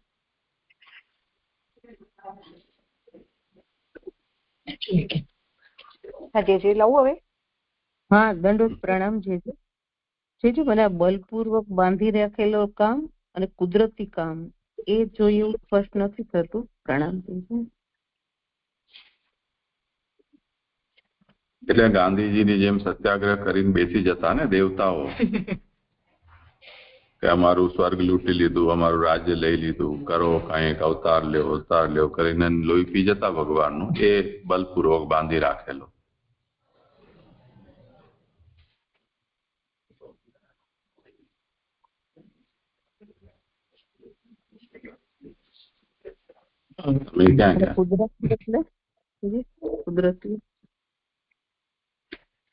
કુદરતી એટલે જે બલપૂર્વક ન બાંધી રાખેલું હોય એવું. પ્રણામજી છે, સમજાયું. એ 5મા અધ્યાયમાં જ્યાં અવતારોનું વર્ણન આવે છે ને, ત્યાં અનેક બીજા જ્યાં ઘણા બધા પ્રકારના અવતારોનું ત્યાં વર્ણન આવે છે કે અવતારો લઈએ છે ભગવાન. તો એ હિસાબે પણ હોઈ શકે અવતારોનું. એટલે કોઈકને ફલ આપવા, અથવા જેમ કશ્યપુ હતી ને મોક્ષ પ્રદાન કરવા, દોષ નિવૃત્ત કરવા પણ પ્રભુ અવતાર લે છે.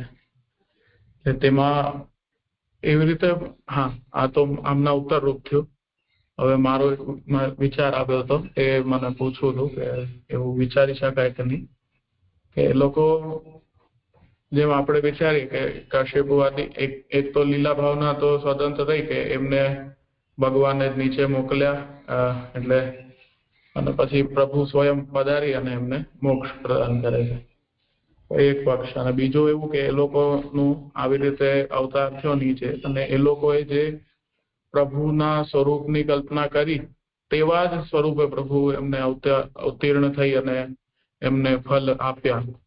એટલે હિરણ્યકશિપુએ જે આ બધા વર બ્રહ્માજી પાસે માંગ્યા, તો એમને કંઈક નૃસિંહ રૂપ જેવા દર્શન કરવાની ઈચ્છા હશે ભગવાનની, એટલે આવા બધા વર માંગ્યા કે ભાઈ કોઈ શસ્ત્રથી ન મારી શકે, માણસ ન હોય, વગેરે વગેરે. તો એમને ઋષિ રૂપે દર્શન કરવા હશે, તો ભગવાનને એમના કામના હિસાબે અવતાર લેવો પડ્યો. તો એવી રીતે એક વિચાર થઈ શકે કે ન થઈ શકે, એવું પૂછતો હતો.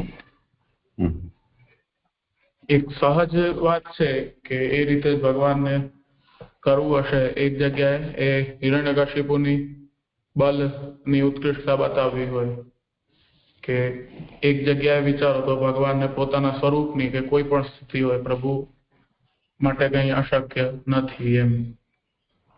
તો એમ તો ઘણા બધા પક્ષ હોઈ શકે, પણ એક આ પક્ષ રીતે પણ એમ વિચારી શકાય કે નહીં? હા, કેમ નહીં? હિરણ્યકશિપુ જયારે શાપ થયો ત્યારે જે એમને એ વાત તો નક્કી જ હતી, એમણે પોતે પણ એ જ કહ્યું હતું કે આપે જ અમારો ઉદ્ધાર કરવા માટે પધારવાનું થશે. એટલે એ લોકો ઉગ્ર કર્મ પણ એટલા માટે જ કરી રહ્યા હતા કે જેથી જેટલું જલ્દી થાય તેમ શાપિત દેહથી નિવૃત્તિ મળે. તો ભગવાનની પ્રતીક્ષાને તો રવિવારની પ્રતીક્ષા એમને સર્વ સમયમાં હતી.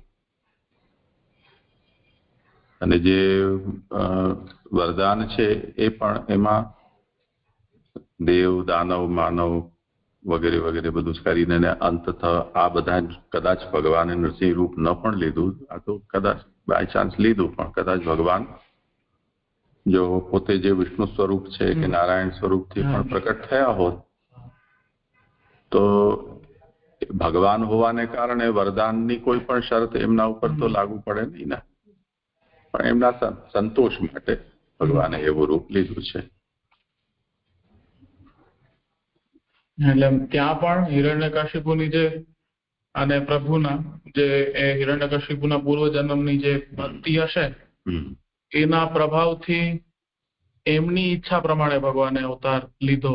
એમણે આવું કલ્પના કરી કે મોટા નખવાળા કે આવા નૃસિંહ શ્રીમુખ વાળો અને માનુષ શરીર દેહ હોય એવો એવા દર્શનની કામના કરી એટલે જ એવા પ્રભુ પ્રકટ થયા. એવું પણ વિચારી શકાય ને એક પક્ષે તો. એટલે એવું પ્રસિદ્ધ નથી, પણ હા, પ્રસિદ્ધ તો નથી. સારું, એક છે લઈ આગળ. હા, કરી. હા, પેજ નંબર 332, શ્લોક 13. નીચેના શ્લોકમાં આ જ અર્થ કહેતા પહેલા કહેલા નિર્ણયનો ઉપસંહાર કરે છે.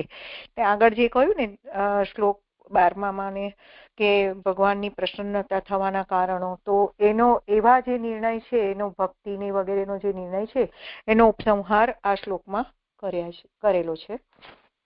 શ્લોક છે પુંસામ અત વિવિધ કર્મ ભી અદ્વર આદ્યૈ દાનેન ચ ઉગ્ર તપસા વ્રતચર્ય ચ આરાધનમ ભગવત તવ સત્ક્રિયા અર્થ ધર્મ અર્પિતઃ કરહિચિત દ્રિયતેન યત્ર. હવે એનો અર્થ છે તેથી પુરુષો યજ્ઞ વગેરે દાન અને ઉગ્ર તપ તથા વ્રતનું આચરણ એ જાત જાતના કર્મોથી આપ ભગવાનનું પૂજન કરે એ કર્મનું ઉત્તમ ફળ છે, કારણ કે ત્યાં આપને અર્પણ કરેલો ધર્મ કોઈ સમયે નાશ પામતો નથી. એટલે ભગવાનની આરાધના કરવાથી કોઈ પણ સમયે ધર્મ નાશ પામતો નથી એમ અહીંયા કહી રહ્યા છે. હવે એના સુબોધનીજી છે કે તે કારણથી પુરુષોની ક્રિયાનું આ ઉત્તમ ફળ છે કે જાત જાતના લૌકિક અને વૈદિક કર્મોથી આપ ભગવાનનું પૂજન કરવું.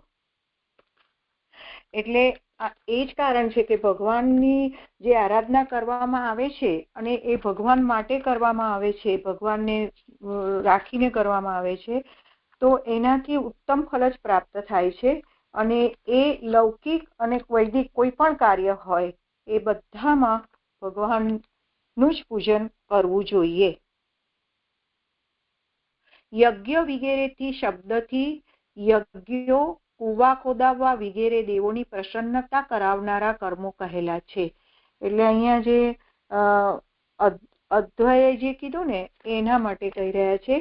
અધ્વર એટલે યજ્ઞ વગેરે કર્મ પીહી કર્મોથી, તો એમાં શું આવે તો કે યજ્ઞો કરવા, કુવા ખોદાવવા વગેરે પુણ્યના કાર્યો કરવા, એ બધાના કલ્યાણ માટે કાર્યો કરવા, એ દેવોની પ્રસન્નતા કરાવનારા કર્મો છે. દાન શબ્દથી મનુષ્યની પ્રીતિ કરાવનારો, અને દાનેન જે કીધું એમાં એ મનુષ્યની પ્રીતિ કરાવનારો. ઉગ્ર તપ શબ્દથી પોતાની જ અથવા દેહની પ્રસન્નતા કરાવનારા, એટલે ચ ઉગ્ર તપસા, એ ઉગ્ર તપ શબ્દ એટલા માટે છે કે દેહની પ્રસન્નતા, કારણ કે તપ કરવામાં આવશે તો કોઈ જગતના પદાર્થો સાથેની આસક્તિથી એને થતા સુખ દુઃખમાં નિવૃત્તિ થશે, એટલે એ દેહની પ્રસન્નતા કરાવનારા. અને વ્રતનું આચરણ શબ્દથી અંતઃકરણની પ્રસન્નતા કરાવનારા કર્મો કહેલા છે. જો કોઈ પણ વ્રતનું નિષ્ઠાપૂર્વક આચરણ કરવામાં આવશે તો અંતઃકરણ શુદ્ધ થશે. તો એ રીતે અહીંયા આગળ એ રીતે લૌકિક અને અલૌકિકના ભેદથી બધાએ કર્મો આપના પૂજનરૂપ અથવા તેના કારણરૂપ થાય તો કર્મનું ઉત્તમ ફળ આપનારા થાય. એટલે શાસ્ત્રમાં કરવાની આજ્ઞા કરેલા કર્મોના ફલરૂપ થાય છે. હવે તેના એટલે 1 નંબરની ફૂટનોટ છે કે ભગવાનના પૂજનના કારણરૂપ કોઈ પણ હોય, લૌકિક હોય કે અલૌકિક હોય, કોઈ પણ હોય, તો એ બધું શું છે તો કે છે કે ભગવાનના કારણરૂપ થતું હોય, એટલે એમને સેન્ટરમાં રાખીને જો કરવામાં આવતું હોય તો એ કર્મ ઉત્તમ ફળ આપનારું થાય. એટલે શાસ્ત્રમાં જે કરવાની આજ્ઞા છે એ જે કર્મો કરવામાં આવે એ ફલરૂપ થાય. પછી આગળ, ધર્મ પુરુષાર્થ હોવાથી અથવા સંપત્તિ અને કલ્યાણ કરાવનારો હોવાથી સ્વતંત્ર ફલરૂપ છે, તેથી એમ કેમ કહો છો કે બધા કર્મોથી ભગવાનનું પૂજન થાય તો તે ફલરૂપ છે? એવી શંકા થાય. એટલે હવે શંકા કરવામાં આવે છે કે ધર્મ તો પુરુષાર્થ છે, ધર્મ અર્થ કામ મોક્ષ, તો ધર્મ પણ પુરુષાર્થ છે અને એ સ્વતંત્ર ફલરૂપ છે, તો પછી કેમ એવું કહેવામાં આવે છે કે ભગવાનની આરાધના કરવામાં આવશે તો જ ઉત્તમ ફળ મળશે? એવી જો કોઈ શંકા કરે તો કે છે કે તેથી ત્યાં આપને અર્પણ કરેલો ધર્મ કોઈ સમયે નાશ પામતો નથી. કરહિચિત દ્રિયતે ન યત્ર, આપને અર્પણ કરેલો ધર્મ કોઈ સમયે નાશ પામતો નથી. ધર્મો અર્પિત એમ કહેલું છે. યત્ર એટલે ભગવાનને, અર્પિત એટલે સમર્પણ કરેલો ધર્મ કોઈ પણ સમય ન દ્રિયતે એટલે નાશ પામતો નથી.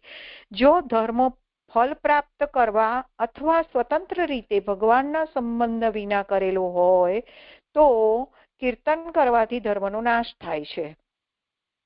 એટલે અહીંયા જે શંકા કરી, પ્રશ્ન કર્યો કે ધર્મ તો સ્વતંત્ર પુરુષાર્થ છે, તો પછી કેમ અહીંયા ભગવાનનું પૂજન કરવાની વાત કરી? તો કે છે કે એ ભગવાનને જો અર્પિત કરવામાં આવશે તો ધર્મ કોઈ પણ સમય નહીં નાશ નહીં પામે, પણ જો ધર્મ સ્વતંત્ર રીતે કરવામાં આવશે તો બાય ડિફોલ્ટ કીર્તન થવાથી ધર્મનો નાશ થશે. એટલે દંડેરો પીટાઈ જશે કે મેં અહીંયા આટલું પુણ્ય કર્યું ને આટલા આમ કર્યું ને, તો એ જે કીર્તન કરવામાં આવશે તો ધર્મનો નાશ જ થઈ જવાનો છે. અર્પિત કરેલું હશે તો નહીં થાય. પહેલા કરેલા, એટલે અહીંયા કોટેશન આપેલા છે, 3 શેના છે મને નથી ખબર.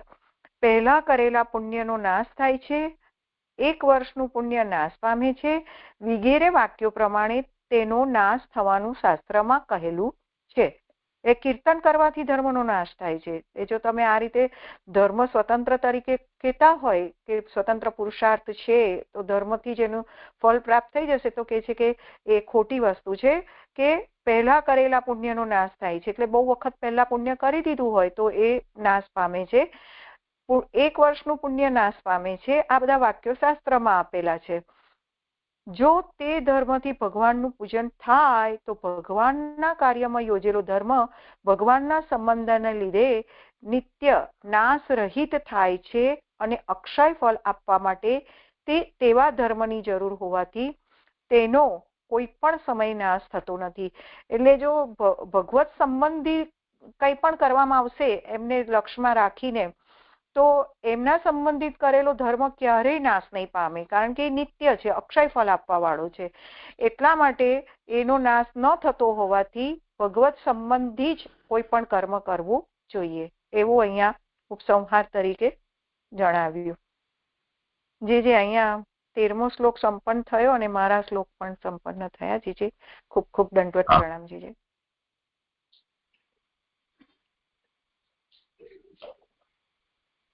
સમય પણ સંપન્ન થયો.